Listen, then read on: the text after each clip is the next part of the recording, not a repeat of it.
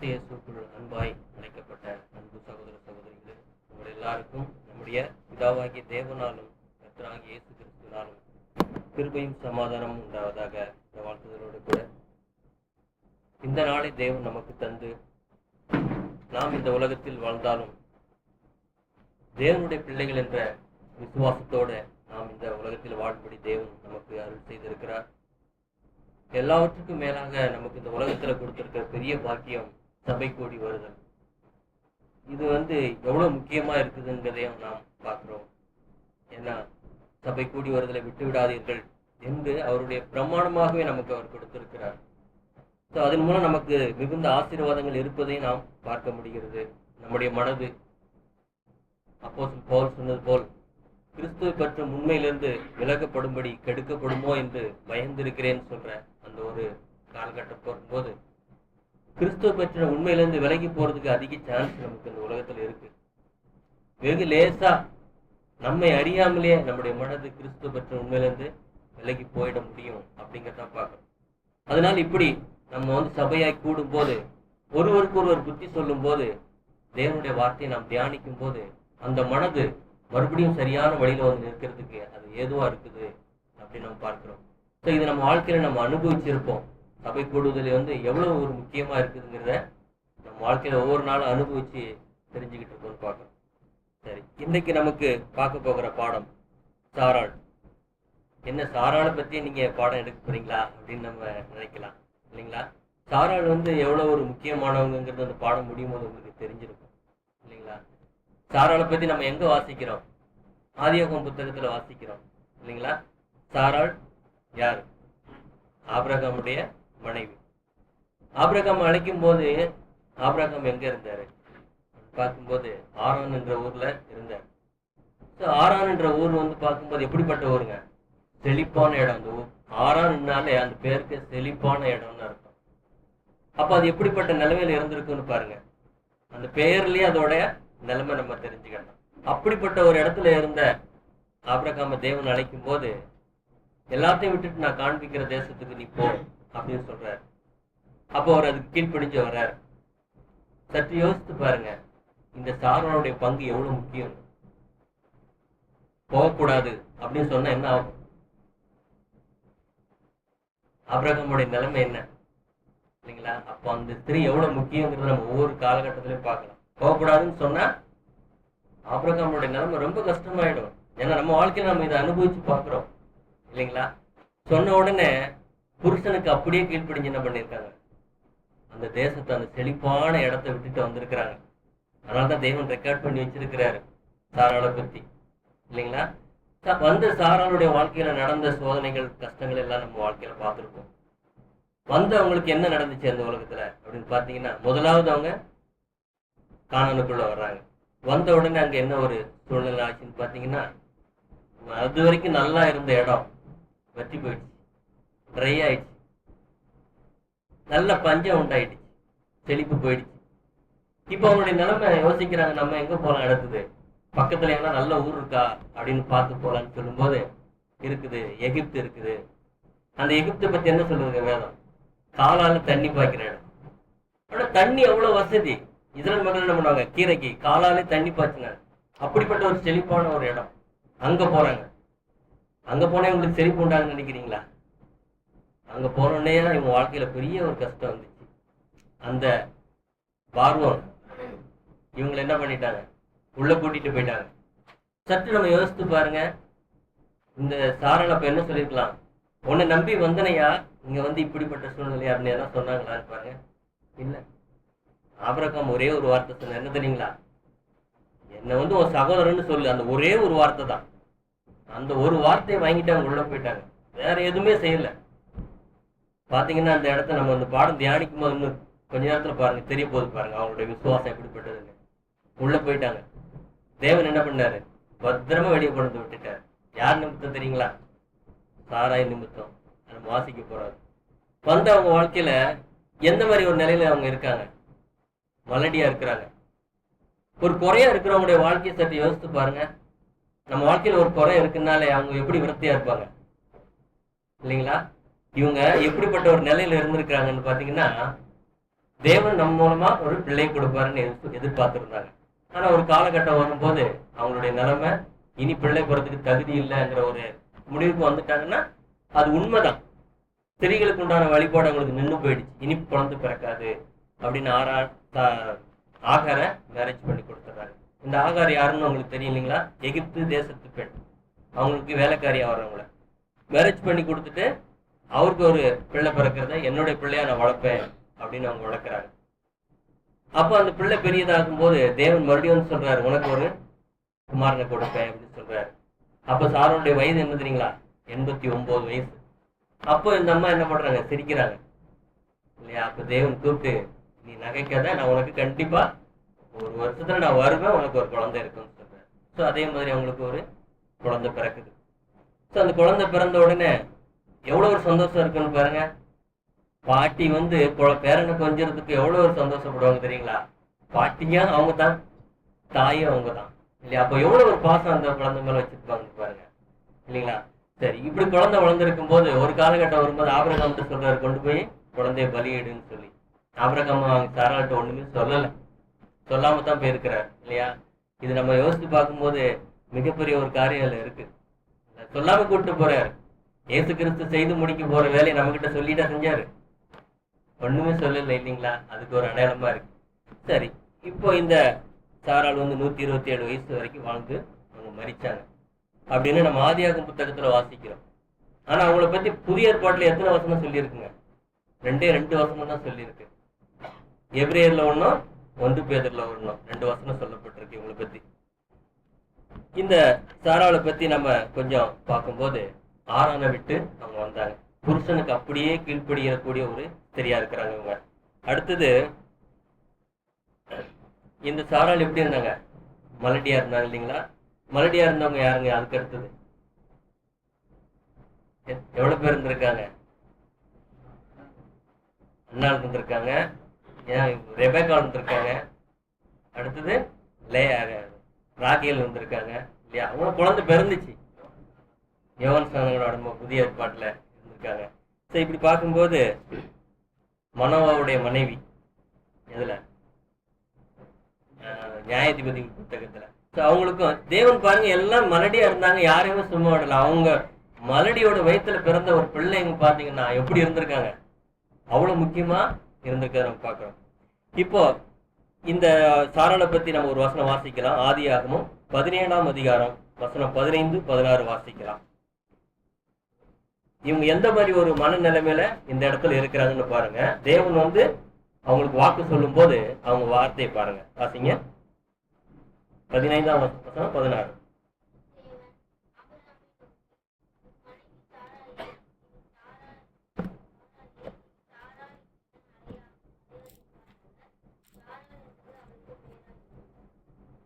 அடுத்த வசனம்.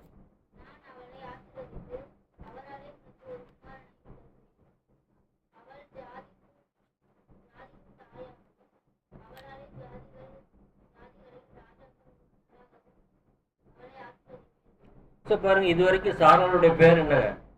சாராய். சாராயின்னா என்ன அர்த்தங்க? என் ராணி அப்படின்னு அர்த்தம் சாராயின்னா. இது வரைக்கும் அவங்க என் ராணியாவே தான் இருக்கிறாங்க. ஆனா அவங்களுக்கு இந்த இடத்துல ஒரு பேர் மாத்துறாரு பாத்தீங்களா? சாராள். சாராள் சொல்லும் போது உலகத்தின் ராணி அப்படின்னு அர்த்தம். இந்த தேவன் பேரை மாத்துறாரு. அவருக்கு ராணியா இருந்தவங்கள உலகத்துக்கே ராணியாக மாத்துறது நம்ம இந்த இடத்துல பாக்குறோம். அடுத்தது பார்க்கும்போது இவங்க மலடியா இருக்கிறாங்க. மலடியோட ஒரு நிலைமை குழந்தை பெறாத ஒரு தன்மையில இருக்கிறாங்க இல்லைங்களா? இது எதற்கு ஒரு அடையாளமாக நம்ம இதை பார்க்கலான்னு பார்க்கும்போது வேதம் இவங்களை யாருக்கு அடையாளப்படுத்தி இருக்குங்க? தேவன் செய்த வாக்குத்தத்த உடன்படிக்கைக்கு இவங்களை அடையாளப்படுத்தி இருக்கு. ஒரு வசனம் வாசிக்கலாம். ஏசாயா 54ஆம் அதிகாரம் 1வது வசனம். பிள்ளை பெறாத மலடியே மகிழ்ந்து பாடு, கர்ப்ப வேதனை படாதவனே கம்பீரமாய் பாடி ஆனந்த சத்தமிடு. வாசிப்பட்டவருடைய பிள்ளைகளை பார்க்கிலும் நாதஸ்ரீனுடைய பிள்ளைகள் அதிகம் என்று சத்தம் சொல்கிறார். இது யார் பற்றி சொல்லப்பட்டிருக்க? பிள்ளை பெறாத மலடியே மகிழ்ந்து பாடு, கர்ப்ப வேதனைப்படாத ஸ்திரிய கம்பீரமா எழும்பி ஆர்ப்பரின்னு சொல்றாரு. இது உண்மையிலே சாராளை பத்தி தான் சொல்லப்பட்டிருக்கா அப்படின்னு பாத்தீங்கன்னா உண்மைதான். ஏன்னா புதிய ஏற்பாட்டு காலத்துல பார்க்கும்போது இதே வார்த்தையை அப்போஸ்தலன் பவுல் எடுத்து கலாத்திய புத்தகத்தை கோட் பண்றாரு பாருங்க. கலாத்தியர் 4ஆம் அதிகாரம் 27வது வசனம்.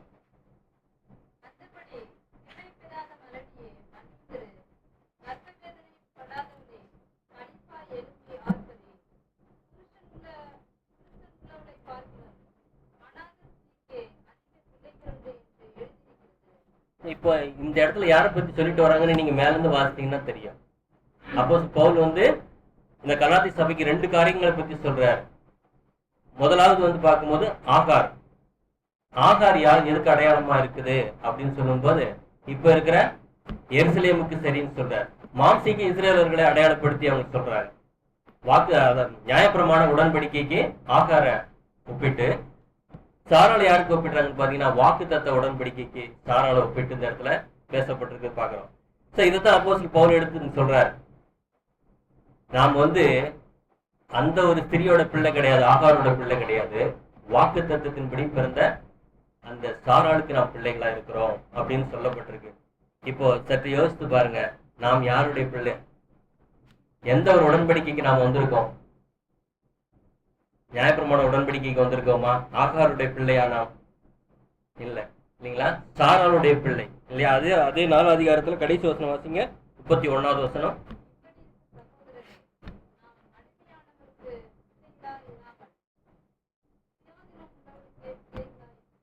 நாம் யாருடைய பிள்ளையா இருக்கோம்? இப்போ சாராளுடைய பிள்ளையா இருக்கோம். இப்ப சொல்லுங்க, சாராளை பத்தி நாம் தியானிக்கலாமா வேண்டாமா? சாராள் நமக்கு யாரா இருக்காங்க? இப்போ தாயா இருக்காங்க இல்லைங்களா? சோ சாராளும் எதுக்கு ஒப்பிட்டிருக்காங்க? ஒரு உடன்படிக்கைக்கு. தேவன் வாக்குத்தத்தம் பண்ணினார் ஆபிரகாமுக்கு, நான் உனக்குள் இந்த பூமியோட எல்லா ஜாதியும் ஆசீர்வதிப்பேன்னு சொல்லி. அந்த ஒரு வாக்கு தத்தத்தை எப்படி சுதந்திரித்துக் கொள்ள முடியும் அப்படின்னு பாத்தீங்கன்னா, விசுவாசத்தின் மூலமா தான் சுதந்திரித்துக் கொள்ள முடியும். நியாயப்பிரமாணத்தின் மூலமா சுதந்திரித்துக் கொள்ள முடியாதுன்னு பாக்குறோம். இது நான் 3 உடன்படிக்கைங்கிற பாடத்துல நாம் இது குறித்து தியானிச்சிருப்போம். உங்களுக்கு ஞாபகம் இருக்கும்னு நினைக்கிறேன் இல்லைங்களா? அடுத்ததாக இந்த சாராள் வந்து நமக்கு தாயா இருக்கிறாங்கன்னு இந்த வசனம் நமக்கு சொல்லியிருக்கு. இப்ப சொல்லுங்க, நாம் உடன்படிக்கையின் பிள்ளையா இருக்கிறோம். இப்போ நாம் யாருங்க? இந்த உடன்படிக்கை ஃபுல்லா சாராள். இப்ப நாம தான் யாரு? ஒவ்வொருத்தரும் சாராளா இருக்கிறோம். நாம் ஒவ்வொருவரும் சாராள். அப்படி வச்சு இப்ப நீங்க வேதத்தை வாசிங்க, உங்களுக்கு ஒரு காரியம் புரியும் பாருங்க. சாராள் என்ற வார்த்தைக்கு சாராய் அப்படின்னா என் ராணி. இப்போ நாம் யாருக்கு ராணியா இருக்கிறோங்க? கர்த்தராகிய இயேசு கிறிஸ்துக்கு ராணியா இருக்கிறோம் இல்லைங்களா? ஒரு வசனம் கூட வாசிக்கலாம், உன்னத பாட்டுல 2வது அதிகாரம் 1-2.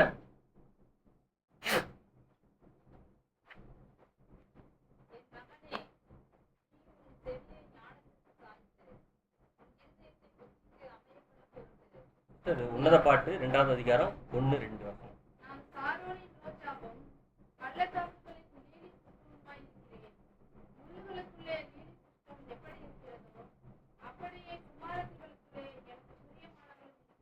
இப்போ அவருடைய ராணியாக நாம் என்ன பண்றோம்? இருக்கிறோம். இப்ப நம்முடைய பேர் என்னங்க? சாராய். இப்ப நம்முடைய பேர் எப்ப நம்முடைய பேர் சாராளா மாறும்?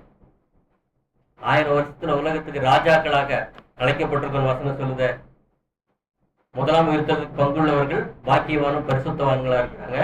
கிறிஸ்துவோட கூட சேர்ந்தவர்கள் 1000 வருஷம் அரசாடுவார்கள். அப்ப யாருங்க? உலகத்துக்கு ராணியா இருப்போம். ராஜா யாரு? இயேசு கிறிஸ்து ராஜாவாகவும் நாம் ராணியாகவும் அங்க இருக்க போறோம். இப்ப நாம் எப்படிப்பட்ட நிலைமையில இருக்கோம்? என் ராணி. இயேசு கிறிஸ்து நம்மளை பார்த்து என்ன சொல்றாரு? இப்போ என் ராணி. இப்ப நம்ம சாராளை குறித்து நம்ம ஆராய்ச்சி பார்க்கலாம். இந்த சாராள் எப்படிப்பட்ட ஒரு நிலையில இருந்தாங்க அப்படின்னு பாத்தீங்கன்னா, உலகத்துல செழிப்பான ஒரு இடத்துல அவங்க இருந்தாங்க. ரொம்ப சந்தோஷமா வாழ்ந்துகிட்டு இருந்தாங்க. அவங்க வாழ்க்கை அவங்க இல்லைங்களா? அவங்க வாழ்க்கையில ஒரு குறை இருந்தாலும் அவங்களை சுத்தி இருக்கிற ஜனங்கள்லாம் எப்படி இருக்காங்க? அவங்களுக்கு ஆதரவா இருக்காங்க, அவங்களுக்கு உதவியா இருக்கிறாங்க இல்லைங்களா? தனக்கு ஒரு குறை இருந்தாலும் கூட தன்னை சுற்றி இருக்கிறவங்க நமக்கு உதவியா இருக்கும்போது எப்படி இருக்குங்க? அந்த குறைய சற்று நம்ம மறந்து இருப்போம் இல்லைங்களா? அதே மாதிரி அவங்க குழந்தை இல்லாத இருந்த ஒரு சூழ்நிலையில கூட அந்த சொந்த பந்தங்கள் அவங்களோட கூட இருக்கும்போது பெரிய ஒரு சந்தோஷம். எல்லாரும் ஒன்னா கூடி வருவாங்க ஒரு நாள். அப்போ பாத்தீங்கன்னா யார் வந்து பேசியிருப்பாருங்க அவங்க மத்தியில? ஒருவேளை நோவா பேசியிருக்கலாம். நோவா இவருடைய ஆபிரகாமுடைய 56 வயசு வரைக்கும் நோவா வந்து பேசியிருப்பாரு. தேவன் இப்படிப்பட்டவரா இருந்தாருப்பா, இப்படி எல்லாம் உலகத்துல நடத்தினாரு அப்படின்னு பேசியிருப்பாங்க இல்லைங்களா. அடுத்தது சேம் பேசியிருப்பாரு வந்து இல்லைங்களா. இப்போ இப்படிப்பட்ட ஒரு நிலையில இருந்தவங்க அந்த இடத்த விட்டு வெளியே வர்றாங்க. இப்ப அவங்களோட வந்து பேசுறது கூட என்ன கிடையாது, ஆள் கிடையாது, தனிமையாக்கப்படுறாங்க. அவங்க வாழ்க்கையில என்ன சூழ்நிலை உண்டாகுதுங்க, புருஷனுக்கு அப்படியே கீழ்ப்படிஞ்சு வந்த உடனே அவங்க வாழ்க்கையில பிரச்சனை. எப்படிப்பட்ட பிரச்சனை எல்லாம் வருதுன்னு பாத்தீங்கன்னா வாசிக்கலாம். இப்போ நம்ம ஆதியாகமம் 18ஆம் அதிகாரம் 11, 12 வாசிக்கலாம்.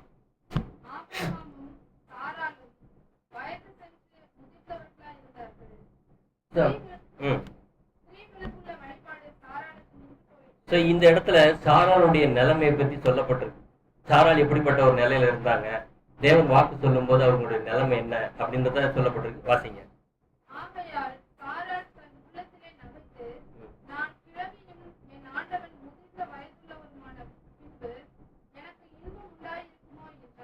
பாருங்க என்ன சொல்றாங்க, நான் கிழவியா, நான் என் புருஷன் எப்படி இருக்காங்க, வயசு சென்றவர்களுக்கும் எனக்கு இன்பம் உண்டாயிருக்குமா அப்படின்னு சொல்றாங்க இல்லைங்களா. இந்த ஒரு டாபிக் நம்ம சகோதரர் கடைசியா பேசுவாங்க இல்லைங்களா. இதுலயே நிறைய காரியங்கள் இருக்கு, நாம இப்ப நிறைய இருக்கனால கடந்து போவோம்.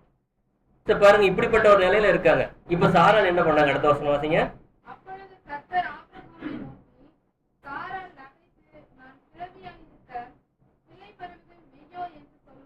பாருங்க சாராளுடைய நிலைமை என்னங்க, உள்ளத்துல சிரிப்பு.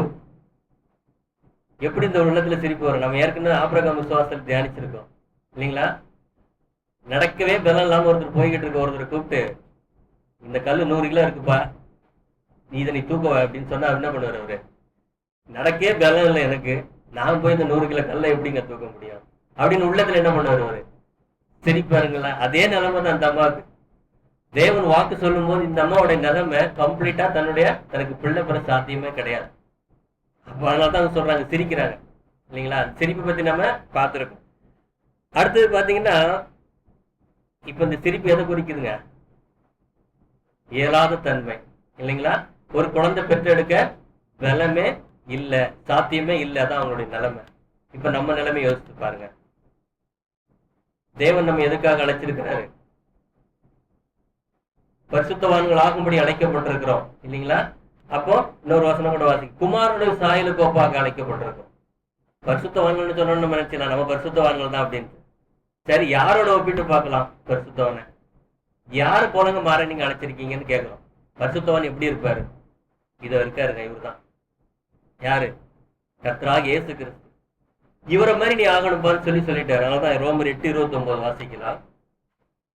நம்முடைய குமாரன் அநேக சகோதரருக்குள்ளே முதல் பேரானவராய் இருக்கும் பொழுது தேவன் எவர்களை முன்னிறுத்தாரோ அவரை தமது குமாரனுடைய சாயலுக்கு ஒப்பாயிருப்பதற்கு முன்குறித்திருக்கிறார். பரிசுத்தவனாகும்படி அழைச்சிட்டு அவரை மாதிரி இருக்கிறதுக்கு ஒண்ணு அழைச்சிருக்காரு சொல்லும் போது நம்ம ஒரு வார்த்தை சொல்லிடலாம், பரிசுத்தவனாகும்படி அழைச்சிருக்கிறாரு அப்படின்னு சொன்ன உடனே நம்மளே என்ன பண்ணிடலாம், ஒரு கணக்கு போட்டுக்கலாம். பரிசுத்தவன்லாம் இப்படி இருக்கலாம், இப்படி இருக்கலாம், இப்படி இருக்கலாம் கணக்கு போட்டுக்கலாம் இல்லைங்களா.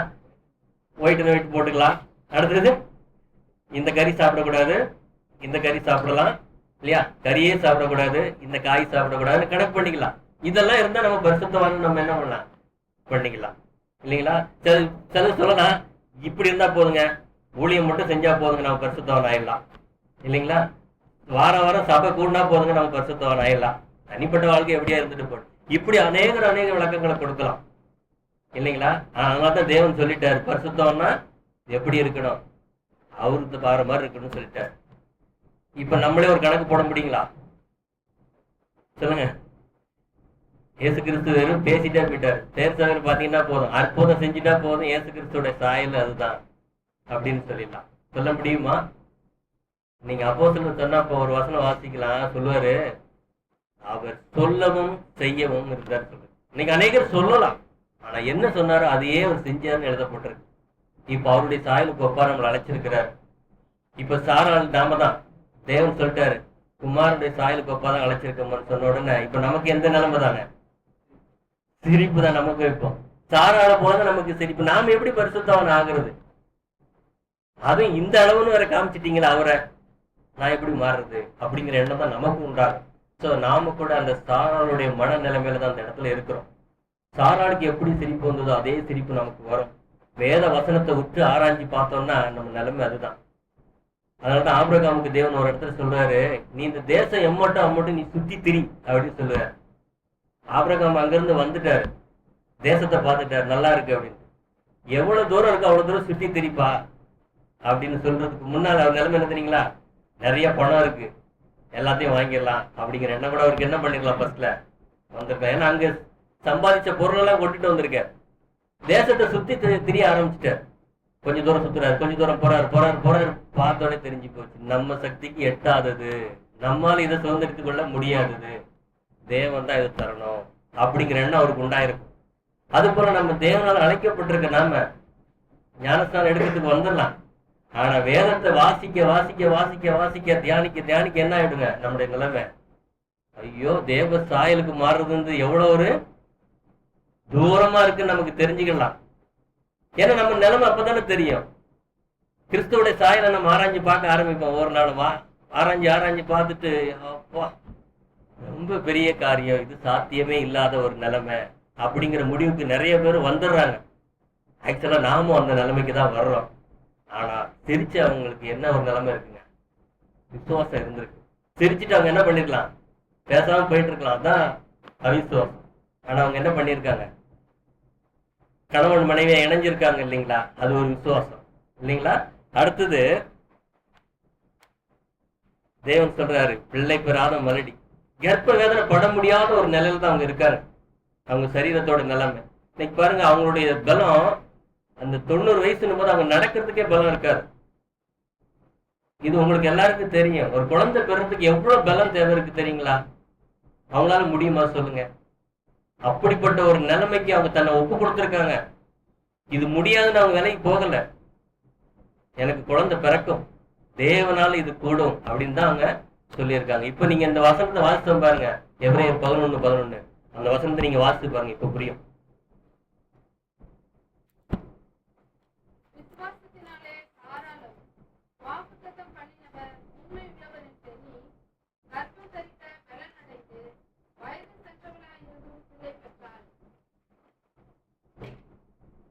எப்படி பிள்ளை பெற்றிருக்காங்க?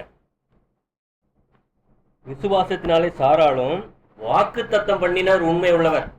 அவர் வாக்கு பண்ணியிருக்கார், அவர் உண்மை உள்ளவர். இந்த ஒரு விசுவாசம் தான் அவங்களுக்கு இருந்திருக்கு, மற்றபடி என்ன கிடையாது.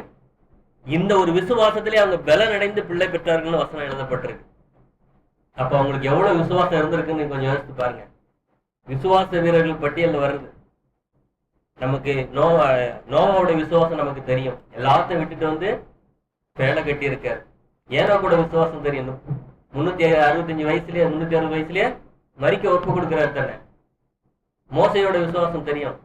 உலகத்தின் அனித்தியமான பாவ சந்தோஷத்தை தள்ளிட்டு தேவ ஜனங்களோட பாட அனுபவிக்கிறத தெரிந்து கொள்றார். ஆனா அந்த லிஸ்ட்ல யார் வந்திருக்காங்க? இந்த அம்மா வந்திருக்காங்கன்னா பாருங்க, எவ்வளவு சாதாரண விஷயமான கிடையாது இதெல்லாம். இவங்களுடைய விசுவாசம் எந்த ஈக்குவலுக்கு இருக்குங்க? இப்போ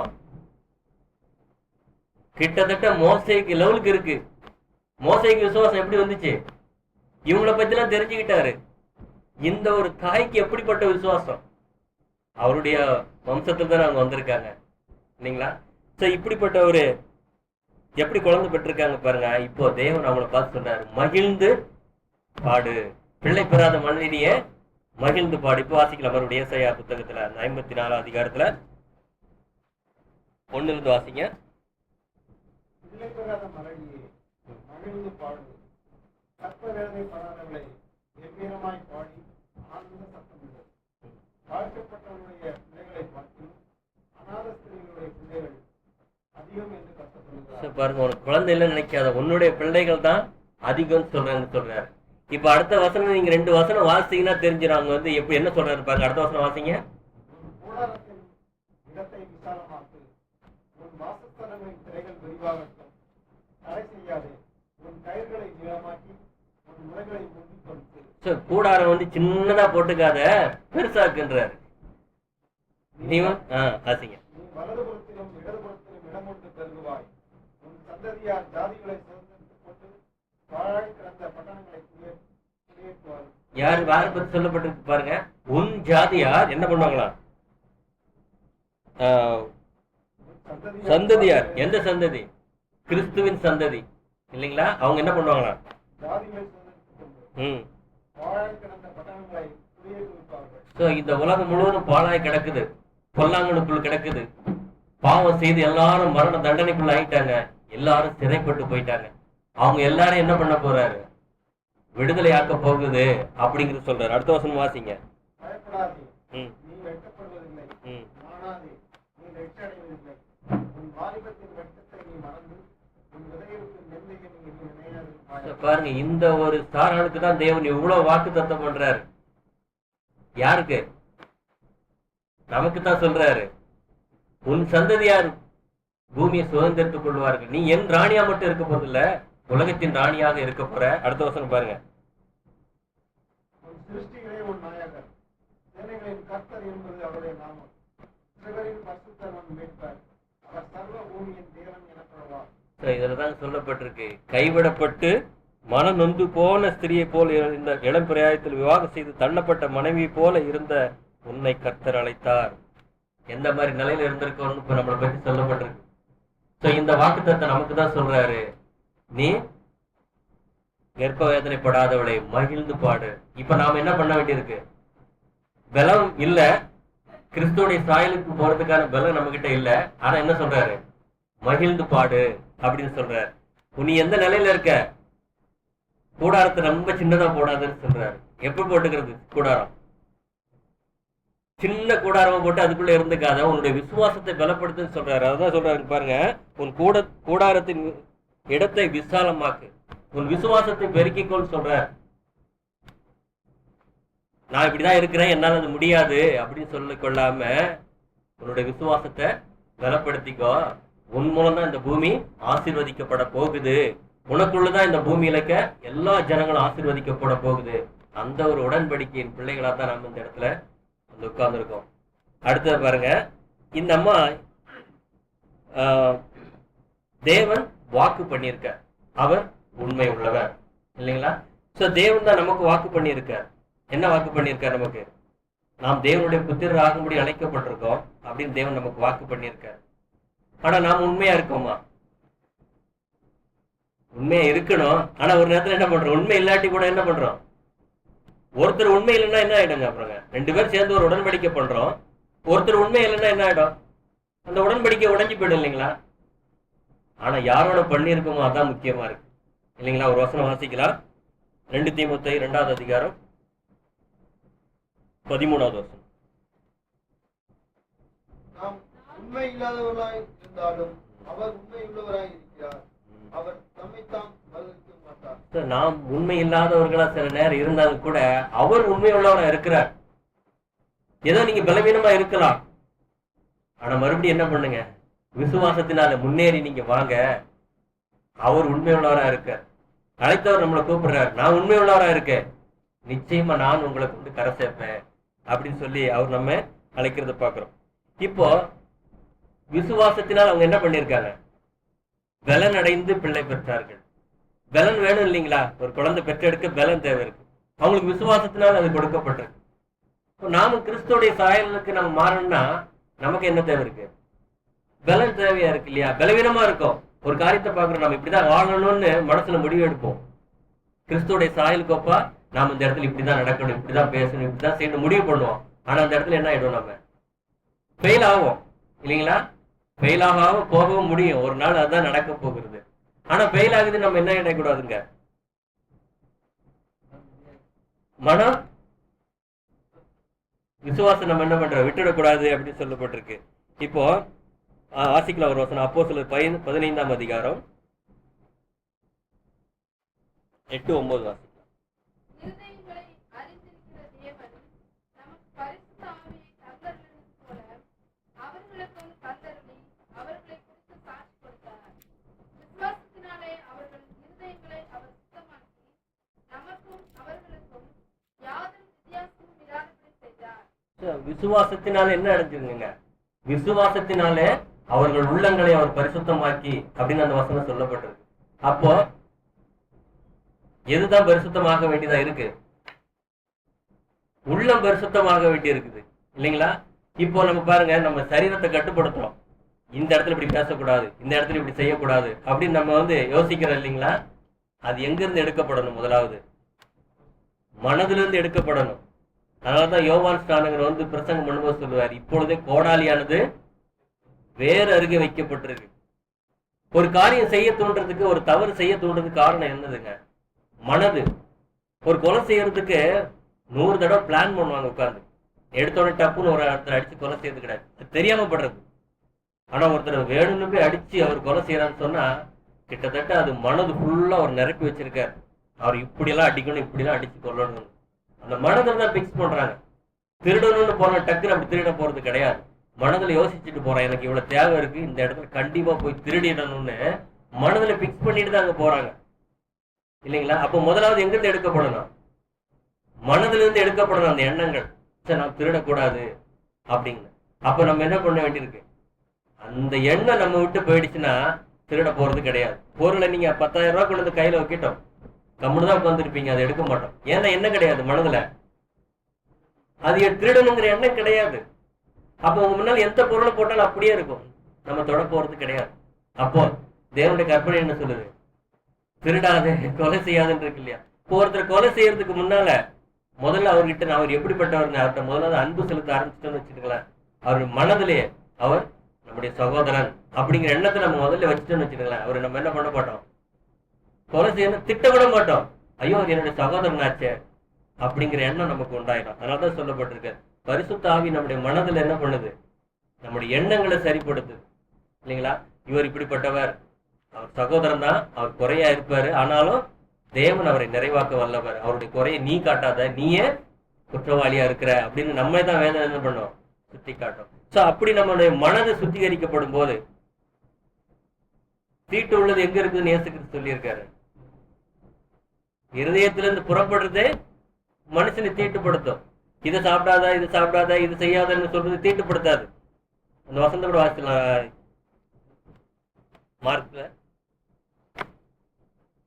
மார்க் 7வது அதிகாரம் 20 இருந்து வாசிக்கலாம். மனுஷனுக்குள்ளே இருந்து புறப்படுகிறதே மனுஷனை தீட்டுப்படுத்தும். எப்படியெனில் மனுஷனுடைய இருதயத்திற்குள்ளிருந்து பொல்லாத சிந்தனைகளும், விபச்சாரங்களும், வேசித்தனங்களும், கொலைபாதகங்களும், களவுகளும், பொருளாசைகளும், துஷ்டதனங்களும், கபடும், காமவிகாரமும், வன்கண்ணும், தூஷணமும், பெருமையும், அதிகாரமும் புறப்பட்டு வரும். பொல்லாங்கானவைகளாகிய இவைகளெல்லாம் உள்ளத்திலிருந்து புறப்பட்டு மனுஷனை தீட்டுப்படுத்தும் என்றார். பாருங்க, இதுதான் மனுஷனை தீட்டுப்படுத்தும், உள்ளத்துல இருந்து கிளம்புறதா. இது யாருக்குமே வெளியே தெரியாது. இது அத்தனையும் நம்ம வச்சுட்டு இந்த இடத்துல நடந்து போகலாம், நம்மளை யாரும் கட்டுப்பிடிக்க முடியாது. வெளியே பார்த்தா அவர் ரொம்ப பரிசுத்தவான்னு சொல்ல முடியும், ஆனா உள்ள எப்படி இருக்கு? தீட்டா இருக்குது இல்லைங்களா? அப்போ தேவனுடைய வசனம் என்ன சொல்லுதுங்க? பரிசுத்த ஆவினால் நம்முடைய மனதில் அவருடைய பிரமாணத்தை எழுதுறாரு. அப்போதான் நம்ம என்ன பண்ணுவோம்னா பரிசுத்தமா. ஒரு வசனம் வாசிக்கலாம், 2 தெசலோனிக்கேயர் 2வது அதிகாரம் 13வது வசனம். கர்த்தருக்கு பிரியமான சகோதரரே, நீங்கள் ஆவியினாலே பரிசுத்தமாக்கப்படுகிறதினாலும் சத்தியத்தை விசுவாசிக்கிறதினாலும் ரட்சிப்படையும்படிக்கு ஆதிமுதல் தேவன் உங்களை தெரிந்து கொண்டபடியினாலே நாங்கள் உங்களை குறித்து எப்பொழுதும் தேவனை ஸ்தோத்திரிக்க கடனாளிகளாய் இருக்கிறோம். பாருங்க, ஆவியினாலே நாம் பரிசுத்தமாக்கப்படுவதனாலும் சத்தியத்தை விசுவாசிக்கும் போது ரட்சிப்படைய வேண்டும் என்று. அப்ப நாம் எப்படி பரிசுத்தமாகணும்னு தேவன் நம்மளை நிர்ணயிச்சிருக்காரு. ஆவியினால நாம் பரிசுத்தமாக்கப்படணும், அவருடைய ஆவியினால. எப்ப முன்குறிச்சாரா? உலக தோற்றத்துக்கு முன்னாலே முன்குறிச்சிட்டாரு. ஆவியினாலே இவங்களை நம்ம பரிசுத்தமாக்கப்படணும். பாருங்க, நம்ம பிறக்கல, நம்முடைய உள்ளத்துல பாவம் வரல இல்லைங்களா? அப்பவுமே முன்குறிச்சிட்டார். அப்ப அவருக்கு என்ன தெரியுங்க? பிறக்கும் போதே பாவத்துல கர்ப்பம் தெரித்துதான் பிறப்பாங்க. அந்த மனதுல இருந்து எங்களுடைய அசுத்தங்களை எடுக்கணுங்கிறதா தேவனுடைய சுத்தமா இருந்துச்சு. அதனாலதான் கர்த்தராகிய இயேசு கிறிஸ்து வரும்போது கூட அவருடைய ரத்தம் என்ன பண்ணுது? நம்மள சகல பாவத்தையும் மன்னிக்கிறதோடு விட்டுருதா, நீக்கி எடுத்து போட்டு சுத்திகரிக்கும். நம்ம நினைச்சத எடுத்து போட்டா போதும் அப்படின்னு. நல்லா வளர்ந்துகிட்டு வர்ற மரத்தை டக்குன்னு வெட்டி போட்டுருங்க. நீங்க அந்த முள்ளு செடி பாருங்க, வளர்ந்துகிட்டே வரும், வெட்டி போட்டு போயிடுவாங்க. 2 நாள் கழிச்சு பார்த்தீங்கன்னா மறுபடியும் வளர்ந்து வந்துகிட்டா இருக்கு. நீக்கி போடுது. ஆனா என்ன பண்ண வேண்டியிருக்கு? சுத்திகரிக்கப்படணும்னா அது வேற எடுத்தாதான் அது நிற்கும். அப்போ இயேசு கிறிஸ்துடைய ரத்தத்தினால இந்த உடன்படிக்கை, இந்த சாராளுங்கிற இந்த வாக்குத்தத்த உடன்படிக்கை என்ன பண்ண போதான்? பாவத்தை மன்னித்தது மட்டும் இல்ல, நீக்கி சுத்திகரிக்கும். சுத்தம் உள்ளவர்களை நம்மளை கொண்டு போய் தேவனுக்கு முன்னால் நிறுத்தும். ஆனா அதை பெற்றுக்கொள்றதுக்கு நமக்கு என்ன வேண்டுங்க? விசுவாசம். இந்த விசுவாசம் தான் யார்கிட்ட இருந்துச்சு? சாராள்கிட்ட இருந்துச்சு. ஆனா சாராளுடைய நிலைமை மலடி. நம்முடைய நிலைமையே இப்படிதான். சாராள் மாதிரியே பலவீனம் தான்.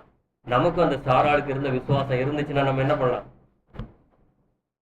இந்த ஆவியினாலே நாம் பரிசுத்தமாக்கப்படுவதாலும் சத்தியத்தை விசுவாசித்து ரட்சிப்படைய முடியும். தேவ நிமித்த அந்த ஆவியினாலே குமாரனுடைய சாயலுக்கு ஒப்பாக நாம் மாற முடியும் அப்படிங்கிறதுக்கு பார்க்கிறோம். ஒரு காரியம் பார்த்துட்டு அந்த இடத்துல என்னங்க, சாராளுடைய நிலைமை, அவங்க இந்த நிலையில இருந்து அவங்க வச்ச விசுவாசம், அந்த விசுவாசம் அவங்களுக்கு என்ன செஞ்சிருச்சுன்னு பாத்தீங்கன்னா, ஒரு காலம் வரும்போது அவங்களுக்கு என்ன ஆயிடுச்சு?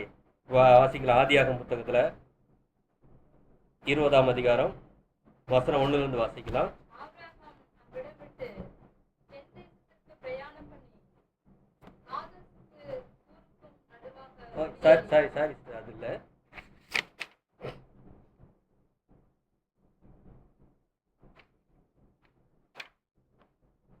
ஆபிரகாம் சாராளை தேவன் கடாட்சித்தார்னு ஒரு வசனம் இருக்கும். அதுல 21 வாசிங்க. ஒன்னா வசனம். அதான் கர்த்தர் தாம் சொல்லியிருந்தபடி சாராள் பேரில் கடாட்சணம் ஆனார். கர்த்தர் தாம் உரைத்தபடியே சாராளுக்கு செய்தருளினார். இந்த வசனம் முழுவதும் இதுல ஒரு 5 வசனம் நீங்க வாசித்தீங்கன்னா அங்க சொல்லப்பட்டிருக்கு, சாராளுக்கு தேவன் வாக்கு பண்ணபடியே அவங்க குழந்தை பெற்றுட்டாங்க. இதுல முக்கியமா ஒரு வசனம் வாசிங்க. அதுல 7வது வசனம். சாராள் பிள்ளைகளுக்கு பால் கொடுப்பாள் என்று ஆபிரகாமுக்கு எவன் சொல்லுவான்? அவருடைய முதிர் வயதிலே அவருக்கு ஒரு குமாரனை பெற்றான் என்றார். அடுத்த வசனம். பிள்ளை வளர்ந்து பால் மறந்து ஈசாக்கு பால் மறந்த நாளிலே ஆபிரகாம் பெரிய விருது பண்ணினான். இதெல்லாம் உங்களுக்கு படிக்கிறவங்களுக்கே புரியும். சாராளுடைய நிலைமை, குழந்தைக்கு எப்படி பால் கொடுப்பாங்க? வேதம் சொல்லுதுங்க. எப்படி பால் கொடுப்பாங்க அவங்க அப்படின்னு எல்லாரும் எப்படி சொல்லுவாங்க? பால் கொடுத்தாங்களே, குழந்தை பால் மறந்துது. வேதம் சொல்லுது பாருங்க.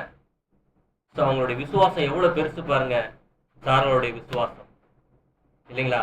சரி, ஒரு நாள் வரும்போது என்ன பண்ணிட்டாங்க? அவங்க குழந்தைய பெற்றுட்டாங்க.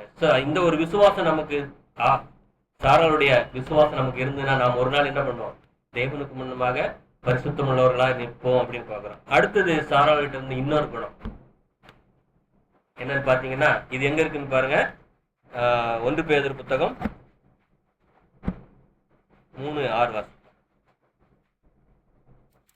அந்தபடியே சாராள் ஆபிரகாமே ஆண்டவன் என்று சொல்லி அவனுக்கு கீழ்ப்படிந்திருந்ததால் நீங்கள் நன்மை செய்து ஒரு ஆபத்துக்கு பயப்படாதீர்களானால் அவர்களுக்கு பிள்ளைகளாயிருப்பீர்கள். இந்த இடத்துல சாராளை பத்தி என்ன சொல்லுது பாருங்க வேதம். அந்தபடியே சாராள் ஆபிரகாமே ஆண்டவன் என்று சொல்லி அவனுக்கு கீழ்ப்படிந்திருந்தான். முதலாவது பார்த்தா அவங்க பலவீனமா இருந்து கூட அவங்க விசுவாசத்துல பலம் உள்ளவர்களா இருந்தாங்க. ரெண்டாவது அவங்க என்ன பண்ணிருக்காங்க? கீழ்ப்படிந்திருந்தாங்க. இப்போ நீங்க ஆதியாகமத்துக்கு வரலாம். அங்க வந்து வாசிக்கலாம் ஒரு வசனம். ஆதியாகமம் 12ஆம் அதிகாரம் வசனம் 11 வந்து வாசிக்கலாம். அவள் எகிப்துக்கு சமீபமாய் வந்தபோது தன் மனைவி சாராயை பார்த்து, நீ பார்வைக்கு அழகுள்ள ஸ்திரீ என்று அறிவேன். எகிப்தியர் உன்னை காணும்போது இவள் அவனுடைய மனைவி என்று சொல்லி என்னை கொன்று போட்டு உன்னை உயிரோடே வைப்பார்கள். அந்த ஒரு நாட்டுல உள்ள ஒரு நல்ல ஒரு சட்டம் பாத்தீங்களா? புருஷன் பொண்டாட்டி 2 பேரும் வந்துட்டாங்கன்னு சொன்னா 2 பேரும் ஹஸ்பண்ட் வைப்பா, இவனை தூக்கி கொண்டு கொண்டு போட்டுடு, அவளை நான் எடுத்துக்கொள்வேன். அதான் அவனுடைய சட்டம். அதனால இவர் போகும்போதே சொல்லிட்டாரு ஒரு வார்த்தை. அடுத்த வருஷம் வாசிங்க. ஆகையால் உன் நிமித்தம் எனக்கு நன்மை உண்டாகப்படிக்கும், உன்னாலே என் உயிர் பிழைக்கப்படிக்கும். நீ உன்னை என் சகோதரி என்று சொல் என்றான். நீ என்ன ஒரே ஒரு வார்த்தை மட்டும் சொல்றாரு, நீ என்ன சகோதரின்னு மட்டும் சொல்லிடு. யாருன்னு கேட்டா இவர் என்னுடைய சகோதரன், நான் அவருடைய சகோதரின்னு ஒரே வார்த்தை சொல்லிட்டாரு. இது பொய்யா? பொய் கிடையாது, உண்மைதான் இல்லையா? சகோதரி தானே மேரேஜ் பண்ணியிருக்கிறாரு அவரு. இது மட்டும் தான் சொல்ல சொன்னார். இப்போ இந்த நிலைமை என்ன பாருங்க, போய்கிட்டு இருக்காங்க. எகிப்தியர் பார்த்துட்டாங்க. அடுத்த வருஷம் வாசிங்களா? ஆபிரகாம் எகிப்திலே வந்தபோது எகிப்தியர் அந்த ஸ்திரீயை மிகுந்த அழகுள்ளவள் என்று கண்டார்கள். பார்வோனுடைய பிரபுக்களும் அவளைக் கண்டு பார்வோனுக்கு முன்பாக அவளை புகழ்ந்தார்கள். அப்பொழுது அந்த ஸ்திரீ பார்வோனுடைய அரண்மனைக்கு கொண்டு போகப்பட்டார். இந்த இடத்துல ஆபிரகாமுடைய நிலைமையை கொஞ்சம் யோசித்து பாருங்க. நம்ம அப்படியே என்ன பண்ணோம்? அப்படியே ஜம்ப் பண்ணி ஆபிரகாம் இடத்துல போய் உட்கார்ந்துட்டு சாரால நம்முடைய சகோதரியா நினைச்சு நீங்க வச்சு பாருங்க. இந்த இடத்துல எவ்வளவு கஷ்டம் இருந்திருக்குன்னு பாருங்க அவருடைய நிலை இல்லைங்களா? இது வந்து நம்ம கிறிஸ்துக்கு அடையாளமா இருக்கு. அடுத்த வசனம் வாசிங்க. அவன் நிமித்தம் அவன் ஆபிரகாமுக்கு தயை பாராட்டினான். ம். அவனுக்கு ஆடு மாடுகளும் கழுதைகளும் வேலைக்காரரும் வேலைக்காரிகளும் கோழிகை கழுதைகளும் ஒட்டகங்களும் கிடைத்தது. அங்க உள்ள போன உடனே என்ன ஆயிடுச்சுன்னு கேட்டீங்கன்னா, இவர் என்ன கஷ்டத்துல அங்கிருந்து போனாரோ வறட்சியில எல்லாம் தேவைப்பட்டதெல்லாம் கொடுக்கப்பட்டாயிடுச்சு. கஷ்டம் நீங்கி போயிடுச்சு. ஆபிரகாமுக்கு புதிய பிரச்சனை வந்து ஆபிரகாம் விட்டுரும். அடுத்த வசனம் வாசிங்க. சாராளை பத்தி சொல்றாரு. அவனுடைய மனைவியாகிய சாராயின் நிமித்தம் ம். கர்த்தர் பார்வோனையும் அவன் வீட்டாரையும் மகா வாதைகளால் வாதித்தார். சரி, பாருங்க யாராலன்னு பாருங்க அந்த வசனம் இல்ல. சாராயின் நிமித்தம். சாரால் என்ன பண்ணிச்சு அங்க போய்? தேவன் பார்வோன் குடும்பத்தை வதைச்சு எடுத்துட்டார். என்ன பண்ணினாங்க சாரால்? சாரால் என்ன செஞ்சாங்க? தேவன் சாராயின் நிமித்தம் ஏன் பார்வோனை வதைக்கணும்? அதே வார்த்தை தான் இங்க 1 பேதுருல எழுதுறார். அவர் புருஷன் என்ன சொன்னாங்களா? ஆண்டவனேன்னு சொல்லி அவனுக்கு கீழ்ப்படிந்திருந்தார். உள்ள போகும்போது அவங்க மனநிலைமை எப்படி இருக்கும்? உன்னை நம்பி வந்தேன், எகிப்தியர் என்ன கூட்டிட்டு போறாங்க, பார்த்துக்கிட்டு நிக்கிறேயா அப்படின்னு கேட்கலாம் அந்த அம்மா இல்லையா? நீங்க என்னங்க சொன்னீங்கன்னு? சகோதரி சொன்னீங்க. சகோதரி தான் நான் அவருடைய சகோதரி தான். எனக்கு என்னுடைய புருஷன் முக்கியம், அவரு காக்கப்படணும். இந்த ஒண்ணுதான் அந்த அம்மா. வாயை திறந்து புருஷன் சொல்லியிருந்தா அவர் காலி ஆயிடுவார். தன்னுடைய உயிரை பணைய வச்சு உள்ள போறாங்க. தேவன் என்ன பண்ணாரு? புருஷனுக்கு இப்படி கீழ்ப்படிஞ்ச பண்ணா. தான் மரிச்சாலும் பரவாயில்ல, தான் புருஷனுக்கு எந்த கஷ்டமும் வரக்கூடாதுன்னு சொன்ன இந்த சாராயுடைய அந்த விசுவாசம், அந்த கீழ்ப்படிதல் தேவனுடைய மனதை என்ன பண்ணிடுச்சு? பார்வோன் குடும்பத்தை எல்லாத்தையும் வதைக்க ஆரம்பிச்சிருச்சு. இப்ப இந்த வசனத்தை வச்சு நீங்க அதை வாசித்து பாருங்க. நீங்க 1 பேதுருல 3:6.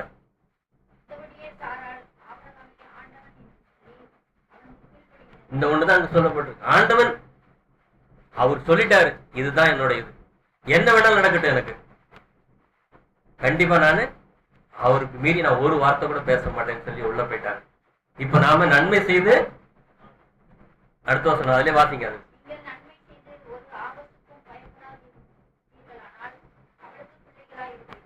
அது நன்மை செஞ்சீங்கன்னா என்னது? என்ன நன்மை? புருஷனுக்கு கீழ்ப்படிஞ்சு இருந்தீங்கன்னா ஒரு ஆபத்துக்கு நீங்க பயப்படாம இருக்கலாம். யார் புருஷன்? இப்போ நமக்கு இயேசு கிறிஸ்து. அவருக்கு நீங்க கீழ்ப்படிஞ்சு இருந்தீங்கன்னா ஒரு ஆபத்துக்கு நீங்க பயப்படாதீங்கன்னு சொல்றாரு. அதனால ஆண்டவர் இயேசு கிறிஸ்து என்ன சொல்றாரு? பயப்படாதீங்க. வார்த்தைக்கு வார்த்தை சொல்றாரு, பயப்படாதீங்க, பயப்படாதே சிறு மந்தையே அப்படின்னு சொல்றாரு. அவருக்கு கீழ்ப்படிஞ்சு நீங்க இருந்து பாருங்க, பார்வோனை வதைச்சு எடுத்துருவாரு. அங்க என்னாச்சு? பார்வோனுடைய குடும்பமே அங்க ஆடிக்கிட்டு இருக்கு. நீங்க இந்த பிக்சர் ஒண்ணு வச்சிருப்பாங்க, அதை பாத்தீங்கன்னா ரொம்ப நல்லா இருக்கும். நேச்சராகவே எடுத்த மாதிரி வச்சிருப்பாங்க. வாதை கதறுவாங்க, என்ன ஆச்சு, ஏன் எதுக்கு இந்த எகிப்து இருந்து இவ்வளவு கஷ்டப்பட்டு இருக்கு அப்படின்னு பார்த்தா அந்த ஒரு பெண் நிமித்தம் தான். தேவன் யார் நிமித்தம் அந்த மாதிரி செஞ்சிருக்காரு பாருங்க, பார்வோனை வதைச்சு. அடுத்த வசனம் பாருங்க என்ன சொல்றாரு பார்வோன். அப்பொழுது பார்வோன் ஆபிரகாமை அழைத்து, நீ எனக்கு ஏன் இப்படி செய்தாய்? இவள் உன் மனைவி என்று நீ எனக்கு அறிவியாமல் போனதென்ன? முதல்ல சொல்லியிருந்தா என்ன இருக்கும்? என் மனைவிதான் சொல்லியிருந்தா இவர் அப்பயே கொண்டு போட்டிருப்பானே.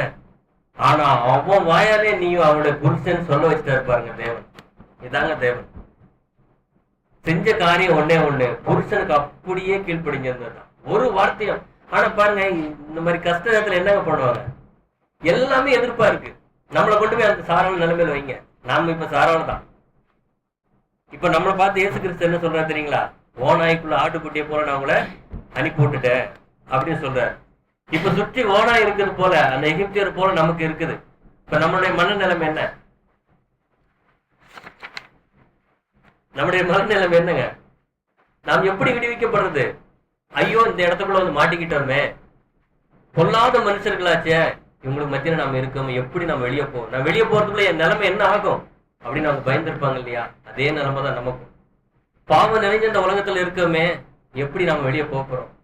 எப்படி நம்ம புருஷனுக்கு முன்னால கொண்டு போய் நம்மள நிப்பாட்ட போறாரு அப்படின்னு சொல்லலாம் இல்லையா? சாரால் எப்படி வெளியே வந்தாங்க? ஒரு கரை இல்லாம வெளியே வந்துட்டாங்க. தொடவே விடல பார்வோனை. சரிங்களா? ஆபிரகாம் வந்து தன் மனைவி கெட்டு போயிட்டான்னு சொன்னா என்ன ஆகாது? குழந்தை பிறக்க முடியாது இல்லைங்களா? ஒரு சின்ன டச் கூட பண்ணாம தேவன் பத்திரமா வெளியே கொண்டு வந்து நிப்பாட்டார். எப்படி போனாங்களோ அப்படியே கொண்டு வந்துட்டார். பாருங்க, அதே மாதிரி நமக்கு வாக்கு பண்றாரு பாருங்க வசனம் 2 தீமோத்தேயு 4:18.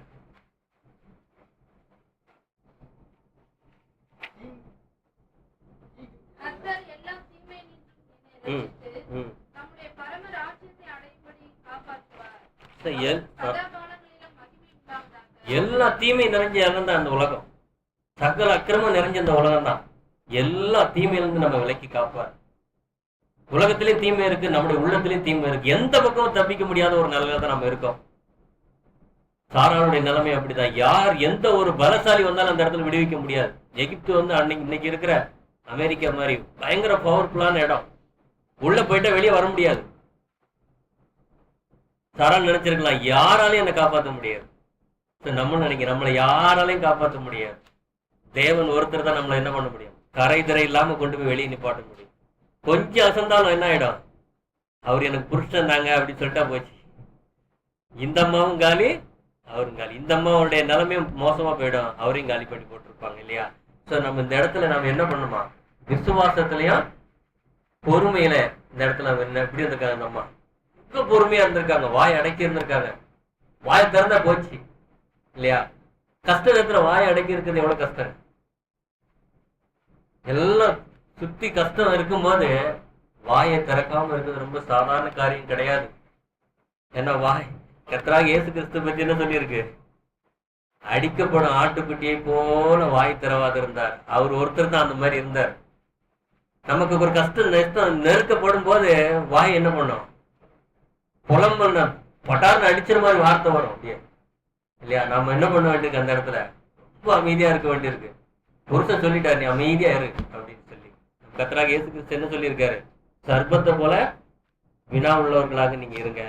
சர்ப்பம் என்ன பண்ணுமா, உங்க ஆள் வரும்போது அந்த சவுண்ட்லயே டக்குன்னு உஷாராயிடும். அந்த மாதிரி நீங்க உஷாராயிருங்க அப்படின்னு நமக்கு சொல்லியிருக்காரு. ஒரு வசனம், கொலோசியர் 1:21 வசனம்.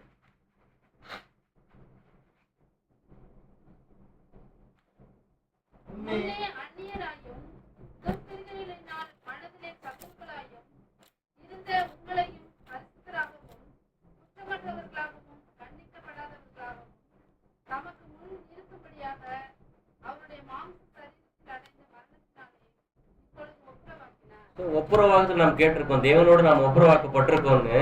ஆனா ஒப்புரவாக்கப்பட்டதுக்கு பிற்பாடு என்ன வேலை நடக்கணுமா, பரிசுத்தராகவும் குற்றமற்றவர்களாகும். குற்றவாளியா இருந்தா யார் என்ன தண்டனைங்க தேவனுக்கு முன்னால, குற்றவாளிக்கு என்ன தண்டனை, கொலை செய்தவன் கொலை செய்யப்படணும், தேவனுடைய தண்டனை. அப்ப குற்றமற்றவர்களா தேவனுக்கு முன்னால போகணும். அப்புறம் பரிசுத்தராகவும், அடுத்தது கண்டிக்கப்படாதவர்களாக. தேவனுடைய கண்டிப்பு என்னங்க, பாவத்தின் சம்பளம் மரணம் தான் தேவனுடைய கண்டிப்பு. எந்த ஒரு பாவியா இருந்தாலும் தேவனுக்கு முன்ன நிக்க முடியாது. கிறிஸ்துக்குள்ள இருக்கிற நாமும் பாவியாக காணப்படுவோமானால், ஒரு நாள் தேவனுக்கு முன்னால போய் நிற்கும் போது பாவியாக காணப்படுவோமானால் என்ன ஆகும், தேவன் தண்டிச்சிருவார். அப்ப கண்டிக்கப்படாதவர்களா நிக்கணும்னா எப்படிப்பட்டவர்களா இருக்கணுமா, சுத்தம் உள்ளவர்களா போய் நின்னாதான் தேவன் தண்டிக்க மாட்டார். கிறிஸ்துக்குள்ள நமக்கு சான்ஸ் கொடுத்துக்கிட்டே இருக்காரு. ஒரு நாள் வெளியே வரும்போது கிறிஸ்துவோட சாயல் இல்லைன்னா என்ன ஆகும், தேவன் தண்டிச்சிருவார் இல்லைங்களா. அப்படி தண்டிக்கப்படாதவர்களா நம்ம தேவனுக்கு முன் நிக்கிறது தான் கர்த்தராகிய இயேசு கிறிஸ்து தன்னை ஒப்பு கொடுத்திருக்காரு அப்படின்னு பாக்குறோம். அடுத்து இன்னொரு 1 தெசலோனிக்கர் புத்தகம் 5:13 வசனம். அவர்களுடைய கிரியை நிமித்தம் அவர்களை மிகவும் அன்பாய் எண்ணிக்கொள்ளும்படி உங்களை வேண்டிக் கொள்கிறோம். உங்களுக்குள்ளே சமாதானமாயிருங்கள்.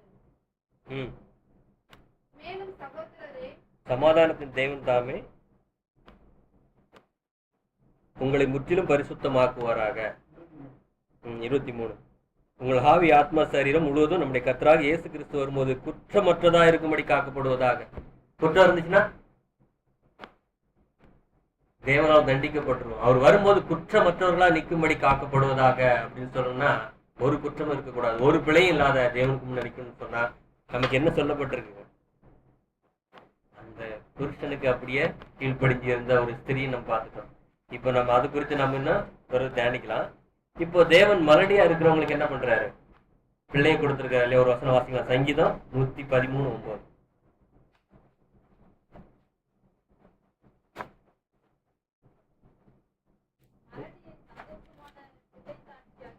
ம்.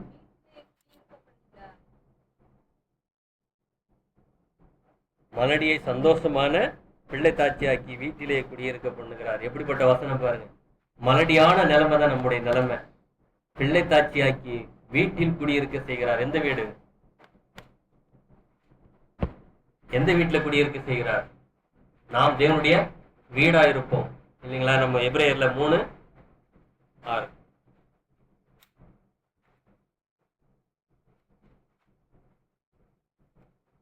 கிறிஸ்துவோ அவருடைய வீட்டுக்கு மேற்பட்டவரான குமாரனாக உண்மையுள்ளவராய் இருக்கிறார். நம்பிக்கையினாலே உண்டாகும் தைரியத்தையும் மேன்மை பாராட்டலையும் முடிவு பரியந்தம் உறுதியாய் பற்றிக் கொண்டிருப்போமாகி நாமே அவருடைய வீடாய் இருப்போம். மலடியா இருக்கிறவங்கன்னா பலவீனமா இருக்கிறவங்க, ஒரு பிள்ளை பெற்றெடுக்க தகுதி இல்லாத இருக்கிறவர்கள், அந்த ஸ்திரியை போல இருக்கிற நம்மை என்ன பண்றாராம்? வீட்டில குடியிருக்க செய்கிறார். நாம் கிறிஸ்துவுடைய வீடு ஆகும்படி செய்கிறார். தகுதியே இல்லாதவர்கள், மலடியான நிலைமை தான்.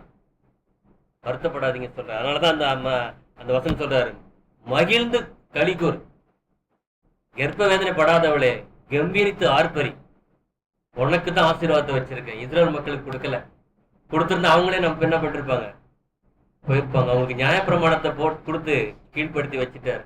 நம்மளை விடுவிச்சு கொண்டு வந்திருக்காரு. எவ்வளவு பெரிய பாக்கியம் பாருங்க நமக்கு கிடைச்சிருக்குது இல்லையா? தேவனுடைய பிள்ளைங்கிற ஒரு பாக்கியம் நமக்கு தான் கிடைச்சிருக்கு.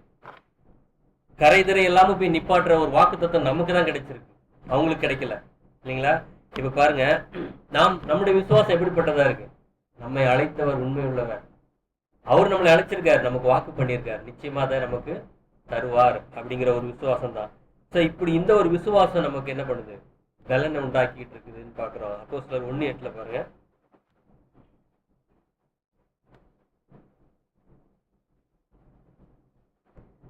பரிசுத்த ஆவி உங்களிடத்தில் வரும்போது நீங்கள் பலனடைந்து எருசலேமிலும் யூதேயா முழுவதிலும் சமாரியாவிலும் பூமியின் கடைசி பரியந்தமும் சாட்சிகளாய் இருப்பீர்கள். பாருங்க, நமக்கு இப்படிப்பட்டது இருக்கா?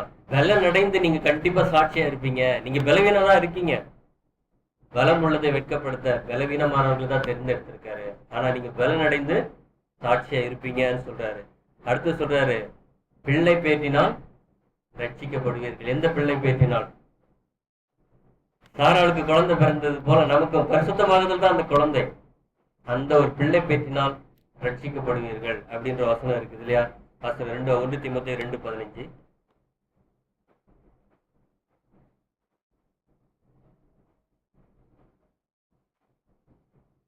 ஆவிகளை ரட்சிக்க கிறிஸ்து இயேசு உலகத்தில் வந்தார் என்கிற வார்த்தை உண்மையும் எல்லா அங்கீகரிப்பும் 15 பாத்திரமானது.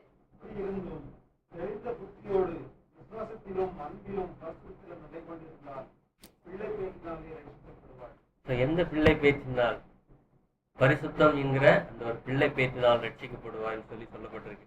அடுத்தது நம்ம பார்க்கும்போது, நன்மை செய்து கிறிஸ்துவுக்கு கீழ்ப்படிஞ்சு இருந்தா நமக்கு மிகப்பெரிய ஆசீர்வாதம் இருக்கு. இன்னொரு வசனம் பாருங்க, இந்த உலகம் எப்படிப்பட்ட நிலைமையில இருக்குன்னு நம்ம முதல்ல வாசிச்சோம்.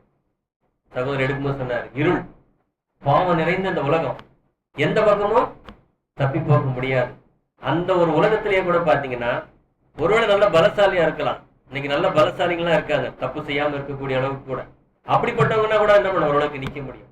பலவீனர்களை எடுத்து அதுல நிக்க வைக்கிறது சாதாரண ஒரு காரியம் கிடையாது இல்லையா? இப்ப பாருங்க, ஒரு வசனம் வாசிக்கலாம். சங்கீதம் 68ஆம் அதிகாரம் 12-13 வாசி.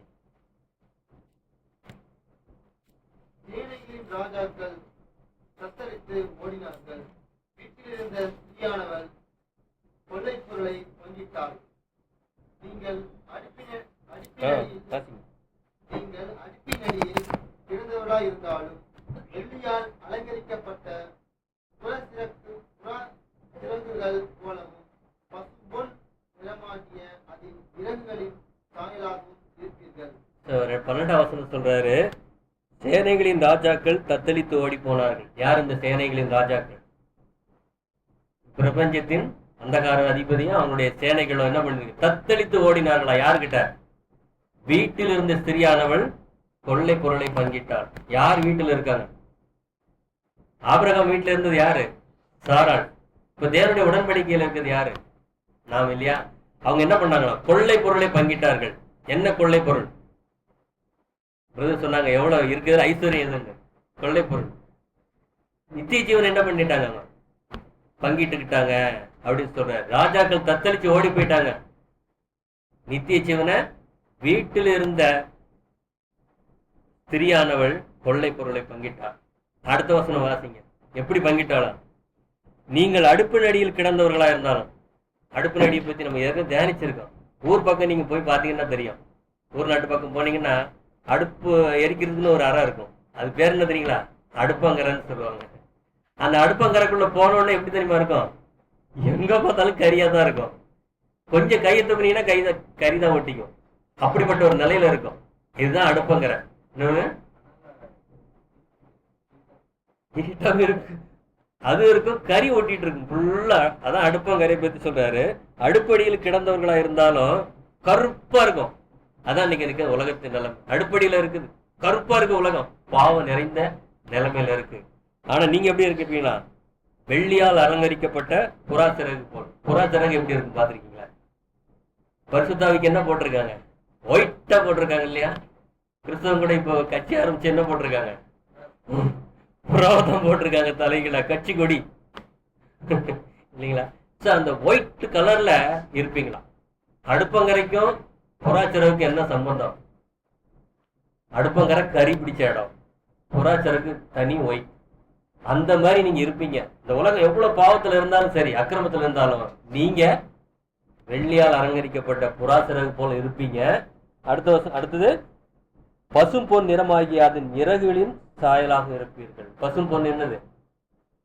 தேவனுடைய நேச்சர். என்னது? திவ்ய சுபாவம் இல்லையா?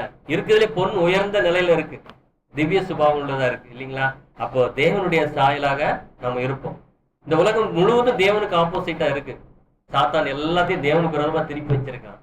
அந்த உலகத்துல இருந்தாலும் நாம் எப்படிப்பட்டவர்களா இருக்கோம்னா தேவனுடைய சாயல் அந்த உலகத்துல வெளிப்படுத்த முடியும்னு இந்த வசனம் சொல்லுது.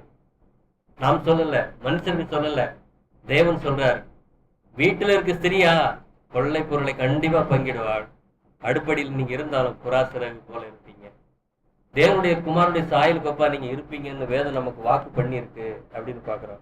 அடுத்தது பாத்தீங்கன்னா தேவன் நமக்கு இந்த உடன்படிக்கையில் என்ன ஒரு வாக்கு பண்ணியிருக்காரு?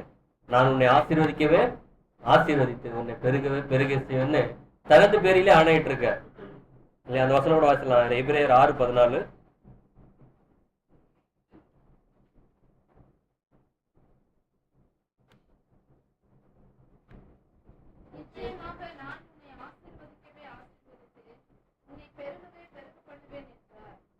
தனது பேரில ஆணையிட்ட நிச்சயமா நான் உன்னை ஆசீர்வதிப்பேன், உன்னை நான் பெருக செய்வேன். தேவன் ஆசீர்வதிக்கணும்னு சொன்னா முதலாவது அந்த ஆசீர்வாதத்தை பெற்றுக்கொள்றதுக்கு நாம் தகுதி உள்ளவர்களா இருக்கும். அந்த தகுதி நமக்கு கொடுக்கிறவரை கர்த்தராக இயேசு கிறிஸ்து தான். தேவனுடைய ஆசீர்வாதத்தை பெற்றுக்கொள்ள நம்மளே கரை தரை இல்லாம கொண்டு போய் தேவனுக்கு முன்னால் நிப்பாட்டுறது அவர் தான். அவர் நம்மளை நிப்பாட்டலாம். தேவன்கிட்ட இருந்து நம்ம எந்த ஒரு ஆசீர்வாதத்தை வாங்க முடியாது. தேவனுக்கு முன்னால் ஒரு பாவியை கொண்டு நிப்பாட்டினா என்ன ஆகும்? ஆதம் செல்ல பிள்ளைதான். ஆனா தப்பு செய்யும்போது தேவன் என்ன சொல்லிட்டாரு? சாவாயின்னு சொல்லிட்டார். தேவன் அன்பா இருந்தாலும் நீதியா இருக்காரு. அவர் நீதிக்கு முன்ன என்னாலும் மாறாது. அவர் நீதிக்கு முன்னால பட்சிக்கிற அக்னியா தான் இருக்கிறார். அவருடைய அன்பு அந்த இடத்துல வைக்க மாட்டார் இல்லைங்களா? அப்போ கரை திரை இல்லாம போய் தேவனுக்கு முன்னா தான் நாம் குமாரனுடைய சாயலை அடைஞ்சிருந்தா தான் அந்த திவ்ய சுபாவத்தை பெற்றுக்கொள்ள முடியும்னு பாக்குறோம். சோ அதுக்கு கிறிஸ்து நமக்கு உதவி செய்யறார். அவர் மூலமா தான் நமக்கு என்ன பண்ணிருந்த இதெல்லாம் கிடைக்கிறது. பரிசுத்தாவி நமக்கு கொடுக்கிறவரும் அவர் தான். நம்மளை கரை திரை இல்லாம கொண்டு போய் தேவனுக்கு முன்னால் நிப்பாட்டுறதும் அவர் தான். அந்த பொறுப்பு அவர் எடுத்திருக்காரு. அதனாலதான் யாருக்கு கீழ்பட்டு இருக்கணுமா? ஆபிரகாமுக்கு சாரா கீழ்ப்படிந்திருந்தது போல கிறிஸ்துவுக்கு நீங்க கீழ்ப்படிந்திருங்கன்னு சொல்லப்பட்டிருக்கு. இப்போ சாராள் கிட்ட கண்டு கொண்டதுன்னு ரெண்டு முக்கியமான காரியம். ஒண்ணு வந்து பாத்தீங்கன்னா விசுவாசம் இல்லைங்களா? அதான் எபிரேயர் 11:11 அவங்களுடைய விசுவாசத்தை பத்தி சொல்லப்பட்டிருக்கு. அதே 1 பேதுரு 3:6 வந்து அவங்களுடைய கீழ்ப்படிதலை பத்தி சொல்லப்பட்டிருக்கு. விசுவாசமும் கீழ்ப்படிதலும் அவங்கள அந்த அளவுக்கு ஆசீர்வாதத்தை பெற்றுக்கொள்ள தகுதிப்படுத்தி இருக்கு அப்படின்னு பாக்குறோம். சோ நமக்கும் அந்த சாராளை போன்ற விசுவாசமும் சாராளுக்கு போல கீழ்ப்படிதலும் நம்ம இடத்துல இருக்கும்னா நிச்சயமா நாம கூட என்ன பண்ணுவோம்? புறாச்சிறகு போல தேவனுக்கு முன்னால போய் நிற்போம் அப்படின்னு பாக்குறோம். சோ இப்போ சாராளுடைய நிலைமை மலடியா இருந்தாங்க.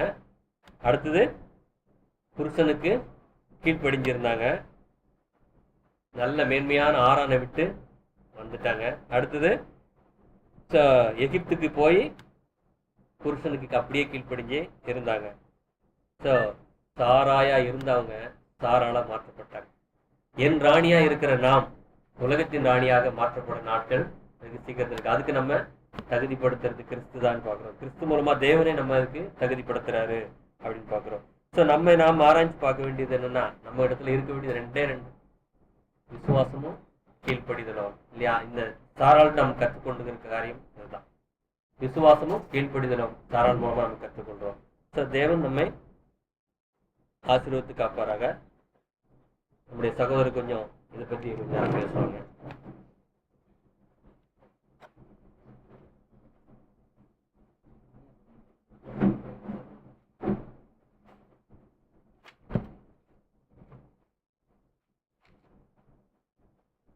இன்னைக்கு பாடலாம் நம்ம யாரை பத்தி பார்த்தோம்? நம்மளை பத்தி தான். நம்ம அதான் கண்ணாடியிலே முகத்தை பார்க்கறது போல நம்முடைய வேத கண்ணாடியில இன்னைக்கு நம்முடைய உருவம் சாராளுக்கு ஏத்ததா இருக்கா? நாம இந்த கண்ணாடியை பார்க்கும்போது நம்ம முகம் சாராள் மாதிரி இருக்கான்னு நம்ம இன்னைக்கு பார்த்துக்கிட்டோம். அப்படி சாராள் மாதிரி இல்லைன்னா நம்ம என்ன பண்ணிக்கணும்? கொஞ்சம் சாராள் எப்படி இருக்கிறாங்களோ அது மாதிரி இந்த கண்ணாடியை பார்த்து ட்ரெஸ் பண்ணிக்கணும். அதுதான் நம்ம இன்னைக்கு பார்த்த போறோம். நான் இன்னும் கொஞ்சம் வெளிப்படையாவே ஒரு விஷயத்த சொல்லலாம்னு நினைக்கிறேன். என்ன அப்படின்னா,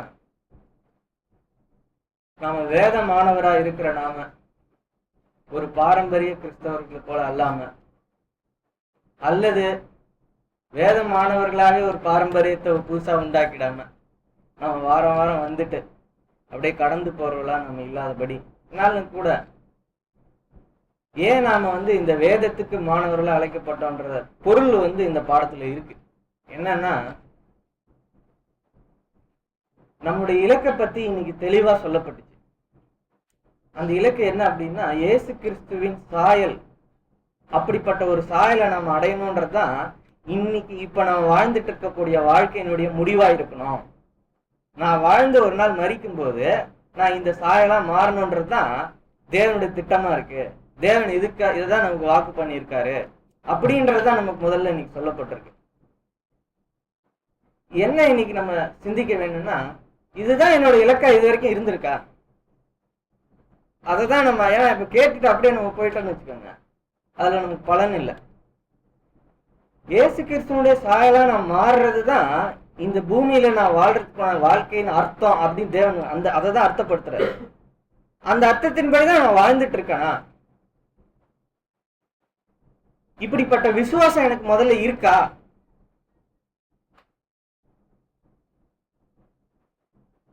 நான் ஒரு வேத மாணவரா இருக்கிறதுனால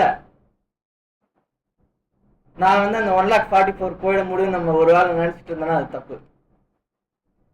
நம்ம சாராள போல இருந்தாதான் என்ன பண்ண முடியும்? போக முடியும்ன்றதுதான் இன்னைக்கு பாடம். ஒருவேளை இயேசு கிறிஸ்து சாயலா மாறலன்னா கொஞ்சம் அவரே கொஞ்சம் கூட எல்லாம் போட்டு கொடுத்து தேவனே நம்மளை அழைச்சிட்டு போயிடுவாருன்னு நம்ம அந்த மாதிரி தேவனை புரிஞ்சு வச்சிருக்கோமா? அப்படி புரிஞ்சிருந்தாலும் தப்பு. ஏன்னா சாராலே பிள்ளை பெற்ற அதுதான் அந்த வார்த்தை. நீங்க அதை ரொம்ப கவனிச்சு பார்க்க வேண்டியது, சாரால் கர்ப்பம் தரித்து பிள்ளை பெற்றான்னு இருக்கு. அதையும் அது இல்லாம போட்டிருந்தா நம்ம என்ன நினைச்சிருப்போம்? அந்த அம்மா 100 வயசு ஆகி போச்சு, தேவனே டகால்னு டிஷ் அப்படின்னு ஒரு குழந்தை ஈசாக்கு வந்துட்டாருன்னு நம்ம நினைச்சுக்காதபடி சாரால கர்ப்பம் தரித்து பிள்ளை பெற்றாலும் அந்த அம்மா வேதனைப்பட்டாங்க.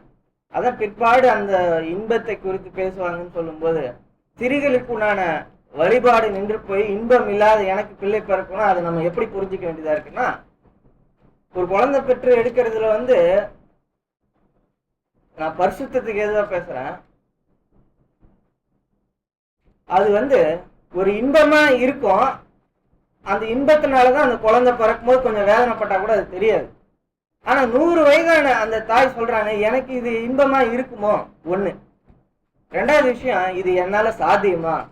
என்னோட வழிபாடு நின்று போச்சு. ஆனா இவங்களுக்கு எப்படி புள்ள பிறந்தது அப்படின்னா, அப்ப அவங்களுக்கு குழந்தை உண்டாகும் போது அப்ப இன்பமும் இல்லை. அப்ப என்னதான் இருக்கும்? அவங்களுக்கு துன்பம் தான் உண்டாயிருக்கும். 100 வயசு அம்மா ஒரு குழந்தைய சுமந்துட்டு இருந்தா இப்பவே ஸ்திரீகள், வாலிப ஸ்திரீகளா இருக்கிறவங்களுக்கு என்ன மாதிரி கஷ்டம் இருக்குன்னு இன்னைக்கு அவங்களாலதான் இந்த பாடத்தை அதிகமா உணர முடியும்னு நான் நினைக்கிறேன். அவ என்ன பாடுபடுறாங்க. 100 வயது ஒரு மூதாட்டி, அந்த அம்மா தன் சொந்த கர்ப்பத்துல, அதை தான் நம்ம சிந்திக்கணும். அப்போ ஒரு குழந்தை ஈண்டு எடுக்கிறாங்கன்னா அப்ப எவ்வளவு கஷ்டப்பட்டிருப்பாங்க. அப்ப அந்த வேதனைப்பட்டதுனாலதான் அந்த பிள்ளை பிறந்துச்சுன்ற ஒரு கருத்தை சிந்திக்கும் போது நாம கூட கிறிஸ்து இயேசுவின் சாயலை அடையிறது அந்த பிள்ளை பெக்கிற அந்த ரிசல்ட் மாதிரி, அந்த முடிவு. அப்ப சாராளுக்கு தேவனே அப்படி டக்கான அப்படி ஒரு குழந்தைய கொடுக்காம சாராள் தன்னை அந்த கர்ப்ப வேதனை கஷ்டத்துக்கு தன்னை உட்படுத்தினாள் அப்படிங்கிறத பாக்குறோம். அதை மனம் உகந்து தன் நிலைமையை அறிந்து தன்னை தேவனுக்கு விட்டு கொடுத்துருக்குறாங்க அப்படிங்கிறத நம்ம பார்க்கணும். அதுல எதுலன்னா இன்னைக்கு தியான வாசனம் 11:12 நம்ம படிக்கலாம் பாருங்க.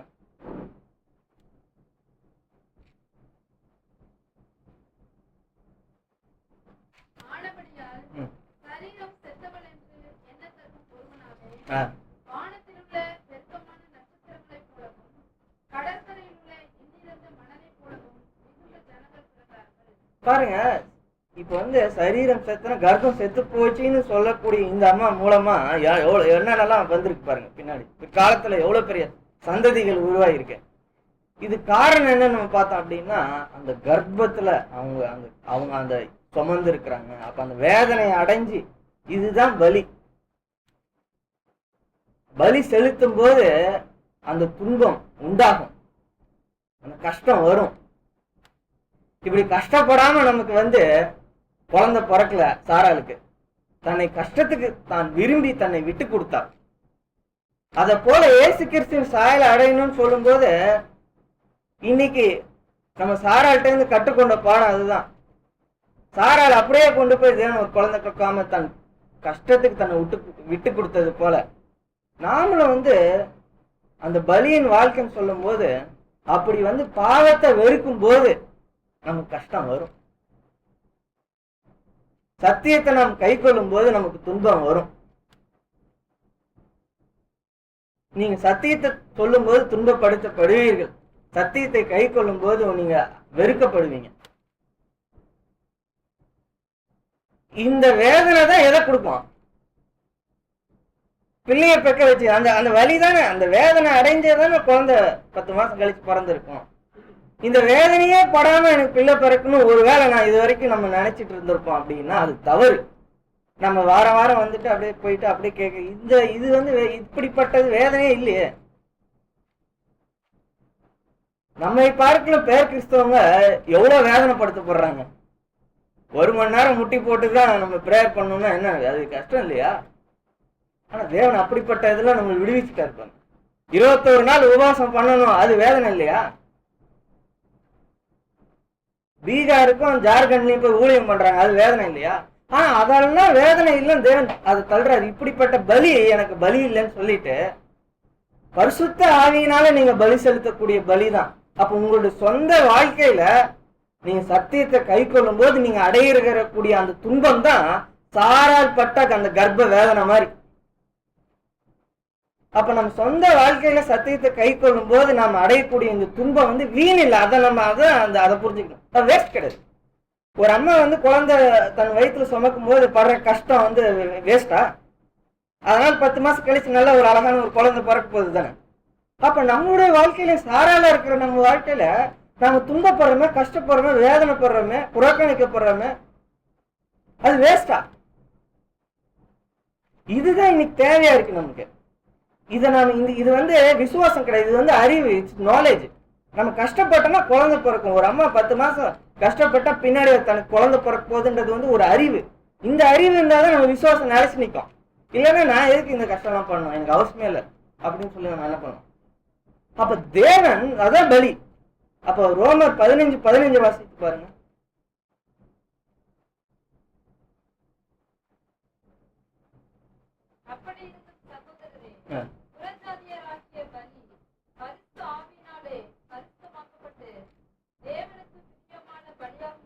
பாருங்க, தேவனுக்கு பிரியமான பலி பரிசுத்த ஆவியினால. 1000 பேருக்கு பிரசங்கிக்கிறதுனால கிடையாது. எவ்வளவு பெரிய போதகராங்கன்னா நம்ம எவ்வளவு பேருக்கு வேணாலும் பிரசங்கிச்சலாம். அதனால அந்த பலி பரிசுத்தமாகாது. தேவன் அங்கீகரிக்கிறது இல்லை. பரிசுத்த ஆவியினாலே நம்முடைய பலி தேவனிடத்துல அங்கீகரிக்கிறோம். பரிசுத்த ஆவியும் சகல சத்தியத்துக்குள்ள நடத்தும். சத்தியத்தின் மூலமா நம்ம வாழக்கூடிய வாழ்க்கை தேவனுக்கு பார்வையில ஒரு பலியா தெரியுது. தன்னை விட்டு கொடுத்துட்டானே, நம்ம சொந்த வெறுப்பை விட்டு கொடுத்தக்கூடிய வாழ்க்கை ஒரு பலி தானே. நம்முடைய வாழ்க்கையில கூடிய வெறுப்புகளை நாம் விட்டு கொடுக்கக்கூடிய அந்த பலி சத்தியத்தினால அதை விட்டு கொடுக்கணும். அப்படிப்பட்டதான் சாரால் செஞ்சாங்கன்றத நம்ம கவனிச்சு பார்க்கிறோம். அப்போ தன் குழந்தை பிறக்கிறதுக்கு எண்ணுகிறதுக்கு அதை நகைத்தார்கள் சொல்லும் போது அந்த நகைப்பு எதை அடையாளப்படுத்துது? புதிய ஏற்பாட்டுல ஒரு வசனத்தை எடுக்கலாம்னா யோவான் 1ஆம் அதிகாரத்துல 1 யோவான் 1ஆம் அதிகாரம் 8ஆம் வசனத்தை வாசிங்க.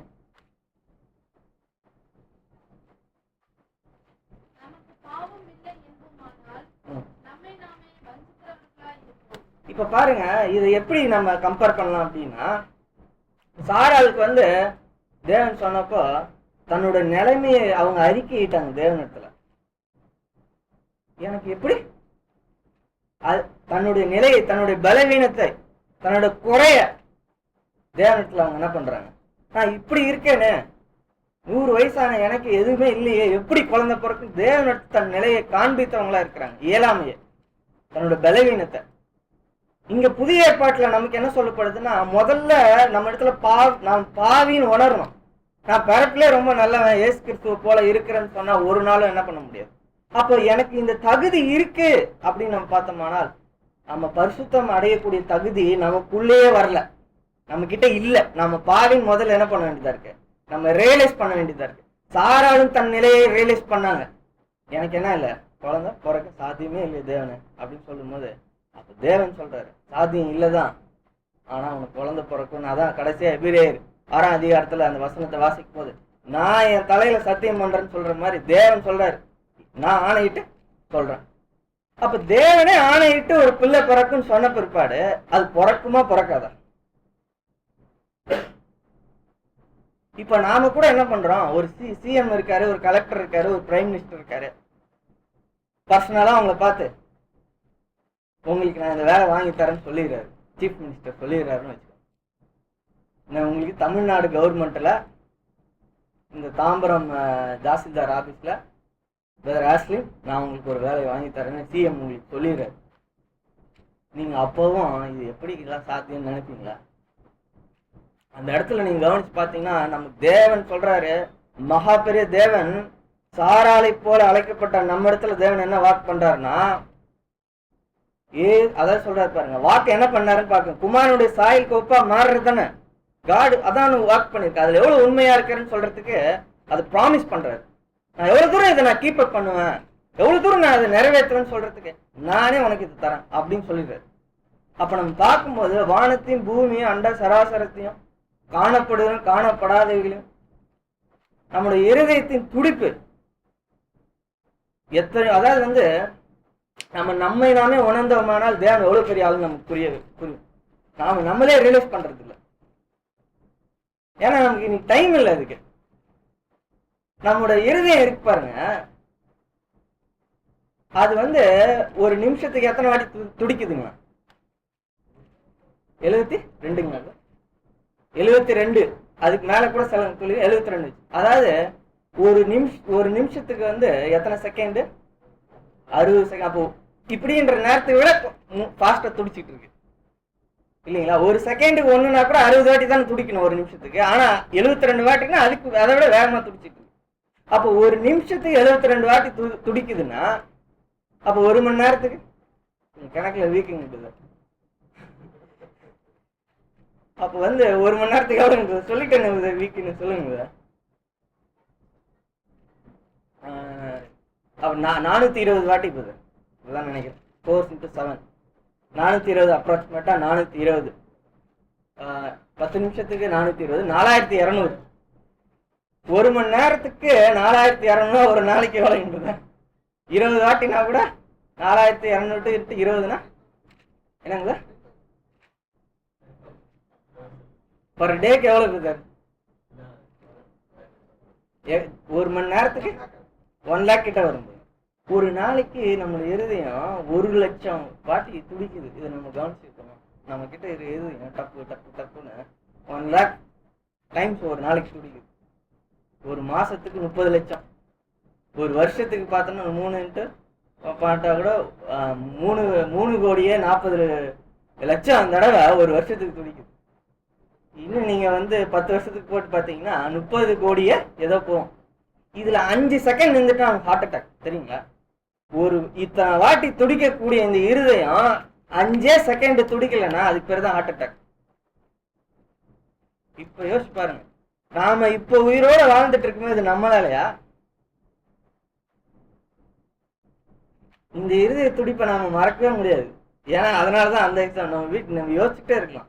டப் டப் டப் டப்புன்னு நான் துடிக்கும் போதெல்லாம் ஒரு 5 செகண்டுக்கு 5 தடவைனா 5 செகண்ட்குள்ளதான் 5 வாட்டி அது தன்னோட துடிப்பை நிறுத்தினா அந்த மூளைக்கு போற ரத்தம் பிளாக் ஆயிடும்.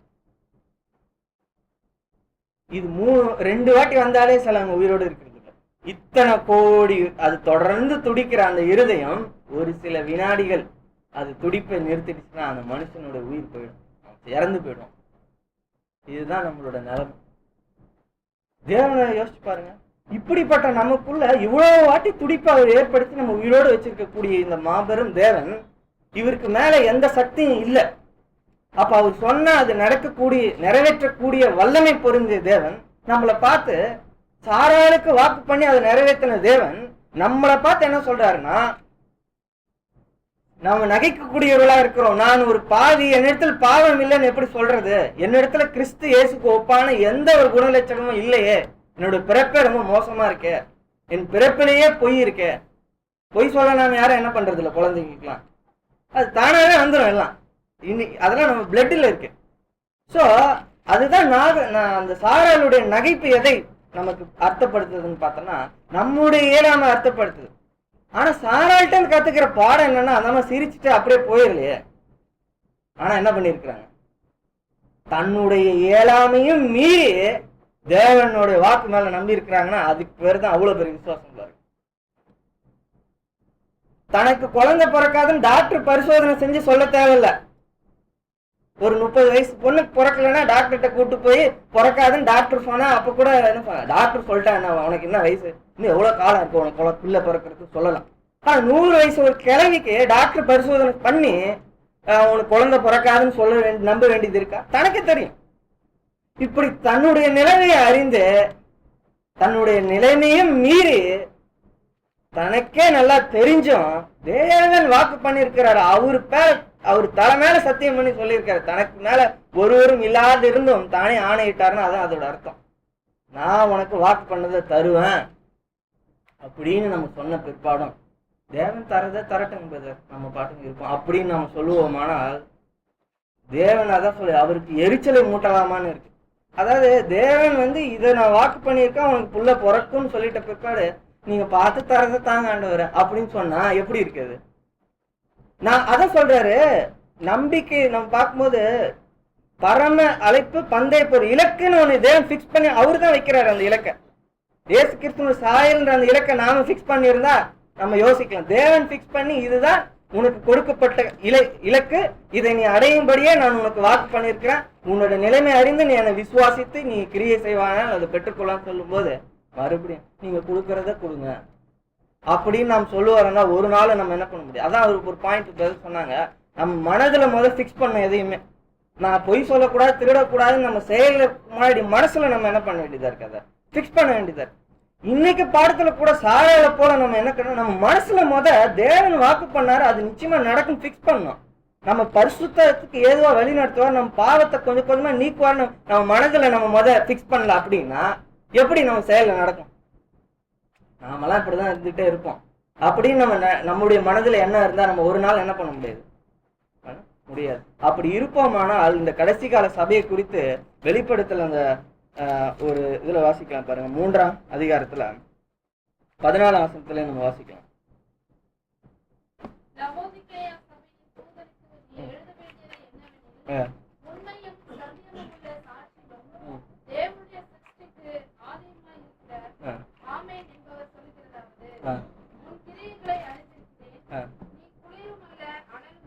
பாருங்க, அதாவது டைலமும் குளிர் அனலாம் ஒரு வேற கொஞ்ச நேரம் இப்படி இருக்கிறது கொஞ்ச நேரம் அப்படி இருக்கு. இதை நான் என்னதான் ஃபர்ஸ்ட் பொறுத்துறேன். நான் கூட அப்படிதான் இருக்கிறேன். ஆனா அப்படியே இருக்கிறது தொடர்றது இல்லை. நிச்சயமா அதையும் அறிக்கையிட முடியும். விசுவாசம், இந்த பாடத்தோட விசுவாசத்தை நாங்க எங்க போய் நம்ம செலவு செய்யணும்ன்றது தெரிஞ்சுக்கணும்ல. நம்ம கேட்டுட்டு அப்படியே போகக்கூடாதுல்ல. எங்க செலவு செய்யணும்னா, இந்த அனலும் இல்லாமல் குளிரும் இல்லாம நம்மளை எது காக்கும் அப்படின்னா, இந்த சாராளுடைய விசுவாசம் நம்மளை காப்பாற்றும். நாம ஒரு நேரம் அப்படியும் ஒரு நேரம் இப்படியும் இல்லாதபடி எது நம்ம அப்ப நம்ம இந்த வசனத்தை வாசிக்கும் போது நான் அப்படி இருக்கக்கூடாது. அப்படி இருந்தா என்ன சொல்றாரு 16ஆம் வசனத்துல? இப்படி குளிர்வின்றி அனலுமின்றி வெதுவெதுப்பாய் இருக்கிறபடினால் உன்னை என் வாயிலிருந்து வாசித்துக் கொள்வேன். சோ நம்ம எதுக்கும் உதவாம போயிடுவோம் அப்படின்னு பார்க்கிறோம். சோ நாம இந்த நிலைமையை இந்த நிலைமையை நாம் சென்றடையாதபடி நம்ம தேவன் வாந்தி பண்ணாம இருக்கணும்னா இன்னைக்கு கேட்ட பாடத்தை சரியா புரிஞ்சுக்கணும். நாம் விசுவாசத்துல சாராள போல நிலைத்து இருக்கணும். நம் மனதுல நான் பாவியாவே தான் இருப்பேன், இதெல்லாம் ஒரு நடக்காது அப்படின்னு நம்ம பிக்ஸ் பண்ணோம்னால் அப்ப என்னன்னா அனல், இது குளிரா இருக்கிறது, மனசுல குளிர், நம்மலாம் இப்படிதான், நம்மளாம் ஒன்றும் ஆகாதுன்னு மனசுல பிக்ஸ் பண்ணிட்டு அப்புறம் வேதத்தையும் பைபிளையும் எதுக்கு கேட்கணும்? அது கேட்கணும்னா இங்க தேவனுடைய பிள்ளைகளா இருந்தா என்ன அர்த்தம்?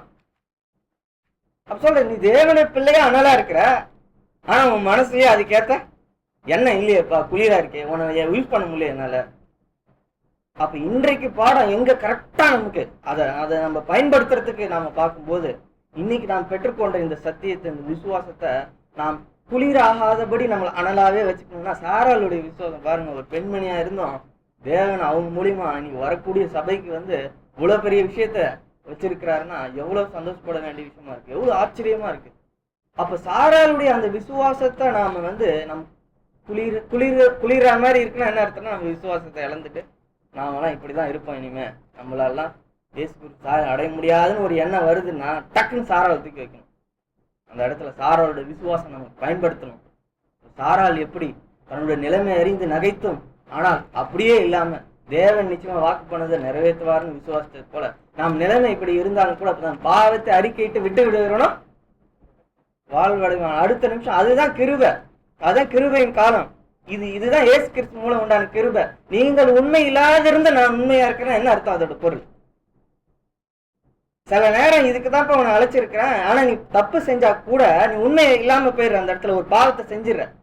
ஆனா தேவன் அதுக்காக அந்த உடன்படிக்கை தள்ளிட்டு இனி நீ லாய்க்கில்லைன்னு நம்மள என்ன பண்றது இல்ல, நம்மளை முற்றிலுமா தள்ளாம நாம அந்த பாவத்தை விட்டுட்டு தேவனே நான் என்ன பண்றேன், இனி நான் செய்யாதபடி எனக்கு காத்துக்கொள்ளுங்க, இனி நான் செய்ய மாட்டேன்னு சொல்லி நான் மனம் திரும்பி வரேன். மறுபடியும் என்ன பண்றேன், அந்த உடன்படிக்கைக்குள்ளதான் நம்ம இருந்துட்டு இருக்கோம். இன்னொரு சான்ஸ் மறுபடியும், சரி உனக்கு நாளைக்கு கொடுக்குறேன் இந்த சந்தர்ப்பத்தை, நாளைக்கு இதே மாதிரி ஒரு டெஸ்ட் வரும், அதுல நீ கரெக்டா பாஸ் பண்ணிட்டானே சரிப்பா அப்படிங்கறதான் பார்க்கணும். ஸோ கடைசியா ஒரு வசனம் என்னன்னா, யூதால 20ஆம் அதிகாரத்துல இருந்து வாசிக்குவாங்க.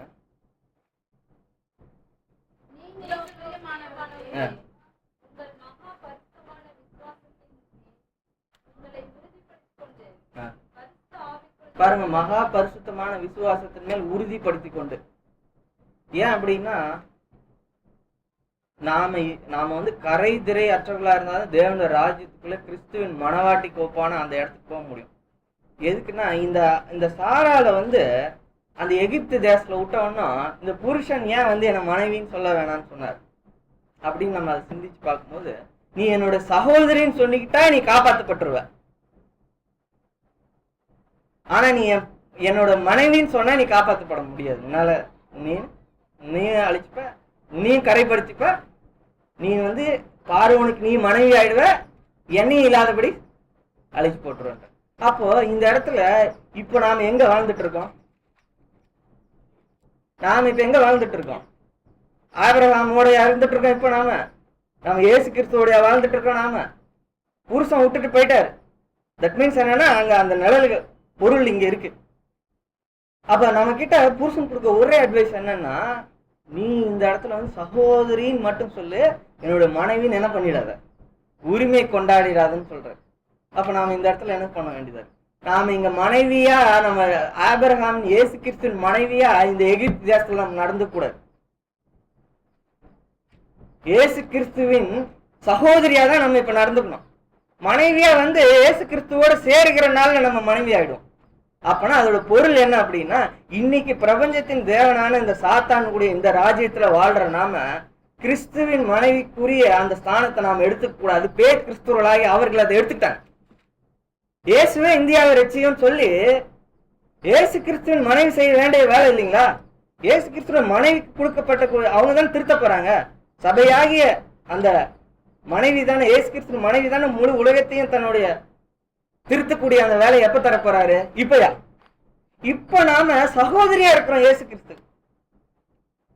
இப்ப நம்ம சகோதரின்னு சொன்னா நாம கிறிஸ்துவ நம்ம உள்ளத்துல புருஷனா வச்சுக்கிட்டு மறைச்சு வச்சுக்கிட்டு நம்ம சகோதரியை போல நம்ம என்ன பண்ண வேண்டியது, நம்ம வாழ வேண்டியதா இருக்கு. நம்ம என்ன பார்க்கணும்னா துன்பத்தை அனுபவிக்க வேண்டியவர்களா இருக்கிறோம். மனைவிக்கு புருஷனுடைய சரிபாதியில பங்கு இருக்கு. அந்த பங்கு இப்ப நாம அனுபவிக்கக்கூடாது, இருக்கக்கூடாது அந்த சந்தோஷத்தை. அப்படி ஒருவேளை நான் அனுபவிக்கிறவனா நான் யார் தெரியுமா அப்படின்னு சொல்லி சாரால் சொல்லல. ஒருவேளை சொல்லியிருந்தா என்ன பண்ணுவோம், எகிப்தின் சேனை அடிச்சிருக்கோம். ஆபிரகாம் இல்லாதபடி ஆபிரகாமி கொலை செய்திருப்பானா? கிறிஸ்து இப்ப நமக்குள்ள இருக்கிறாரு.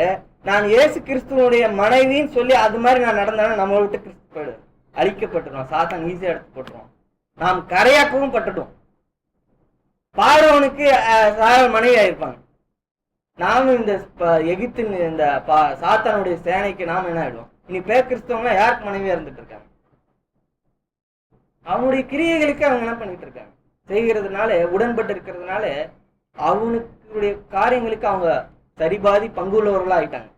நாம ஆனா அப்படி என்ன பண்ணக்கூடாது, இன்னைக்கு ஆகக்கூடாது. நம்ம மறந்துடக்கூடாது. மனவாட்டின்னு சொல்லி நாம் விசுவாசத்தினால காத்திருக்கணும் அந்த மனவாட்டி அந்த தகுதி அடையறதுக்கு.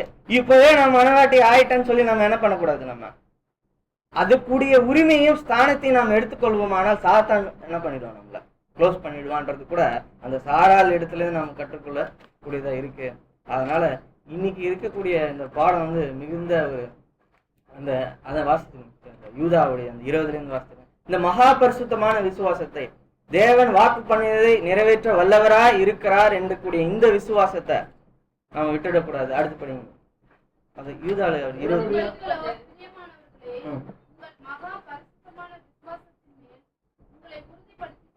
பாருங்க. உறுதினா நம்ம வெளியே போனோம்னா நமக்கு உலகத்தில் உள்ள காரியத்தெல்லாம் பார்த்தோம்னா மறுபடியும் ஒரு வாட்டி தான் சாரால் நகைத்தாங்கன்னு போட்டிருக்கு. அடிக்கடி நகைச்சுக்கிட்டே இருந்தாங்களா? நாம் ஞானஸ்தானம் எடுக்கிறதுக்கு முன்னாடி நான் பாவி என்று நாம் நிதானிச்சுதான் ஞானஸ்தானம் எடுக்கிறோம். புரியுதுங்களா? போனோம்னா மறுபடியும் நாம் நகைச்சுக்கிட்டே இருந்தா அது நல்லா இருக்கு. நான் ரொம்ப பாவி. ஏன்னா தேவன் நம்மளை விடுவிச்சு சத்தியத்தை கொடுக்குறாரு. அடுத்து என்ன பண்ண ஆரம்பிக்கணும்? அந்த வாக்குத்தத்தை நிறைவேறதுக்காக நம்ம பிரயாசப்படக்கூடியவங்களா இருக்கணும். அப்ப நம்ம அதுக்கு இருக்கணும்னா என்ன முக்கியம்னா விசுவாசத்தை காத்துக்கணும். வெளியே போனோம்னா விட்டுடக்கூடாது. இதெல்லாம் எங்கேருந்து சாத்தியமாகும், இதெல்லாம் நமக்கு நடக்காது அப்படின்னு நினைச்சோம்னா அடுத்த வசனம் படிக்கும்.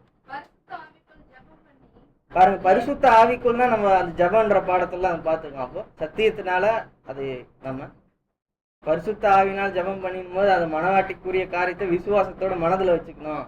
அதுக்குரிய கிரிகள் எடுக்கக்கூடாதுன்னு கூட நம்ம யோசிக்கலாம். அடுத்த வருஷம் படி.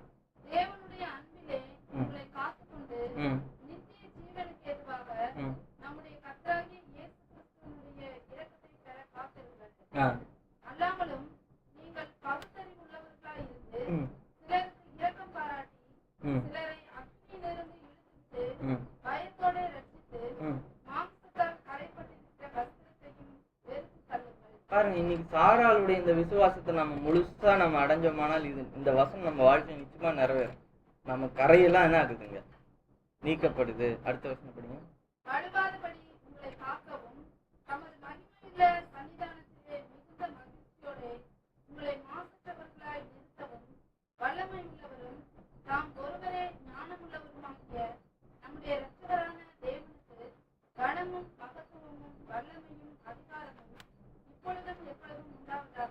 நாம தேவனை பத்தின ஒரு சாராளுக்கு இருந்த அந்த அறிவு இங்க இருக்கு. என்ன அறிவு?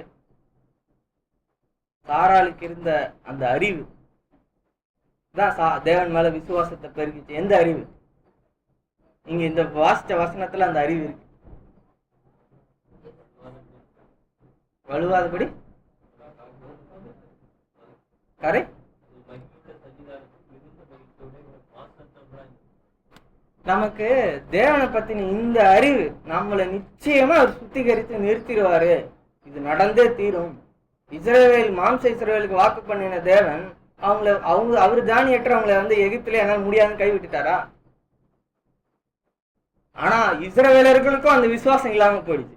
எங்களை இங்க கொல்லும்படி எங்களை எகிப்துல அழைச்சிட்டு வந்தீங்கன்னு மோசையை பார்த்து கேள்வி கேட்டாங்க. நாம கூட இங்க வந்து தேவன் நம்மள ஜீவபலியா போய் நம்ம 2ஆம் மரணத்துக்கு போறதுக்காகவா இங்க தேவன் அழைச்சிட்டு வந்திருக்காரு? நிச்சயமா இல்ல.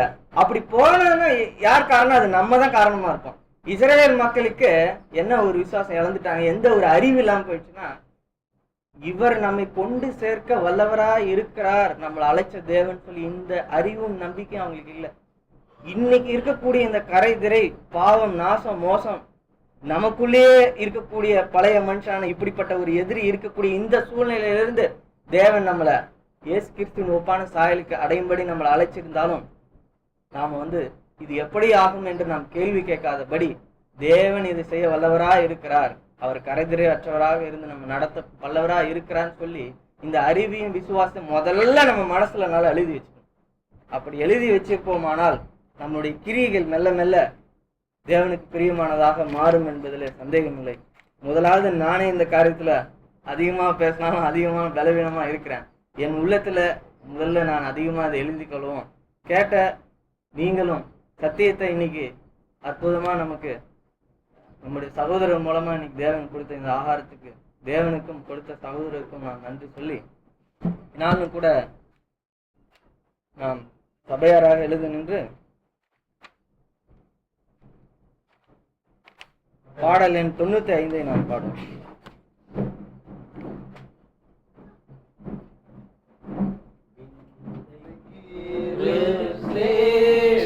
ராஜா உந்தன் சிலுவையின் மேன்மை, உந்தன் சிலுவையின் மேன்மை, சுந்தரமிகும் இந்த பூவில், சுந்தரமிகும் இந்த பூவில் எந்த மேன்மைகள் எனக்கு இருப்பினும் ராஜா உந்தன் சிலுவையின் மேன்மை, உந்தன் சிலுவையின் மேன்மை.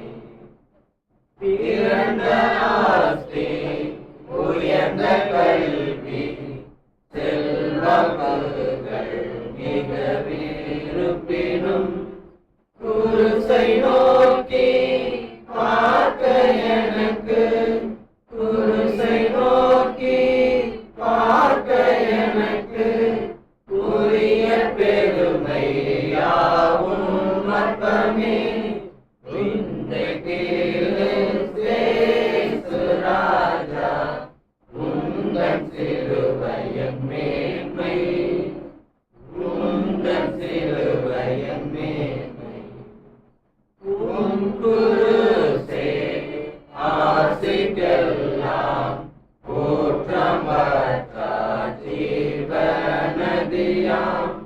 தூங்கரத்த ஊற்றில் மூழ்கி, தூங்கரத்த ஊற்றில் மூழ்கி தூய்மை அடைந்து மேன்மையாகினேன்.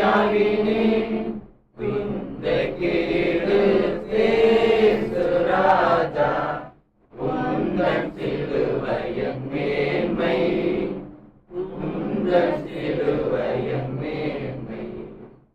செம்பினீரா கை கலந்து சிந்துதோ துயரோடந்து, மன்னாயிரை போன்ற காட்சி, மன்னாயிரை போன்ற காட்சி என்னாலுமே எங்கும் காணே. ராஜா உந்தன் சிலுவையின் மேன்மை, உந்தன் சிலுவையின் மேன்மை. இந்த விந்தை அன்பு கீழாய் என்ன காணிக்கை தேடுவேன், என்ன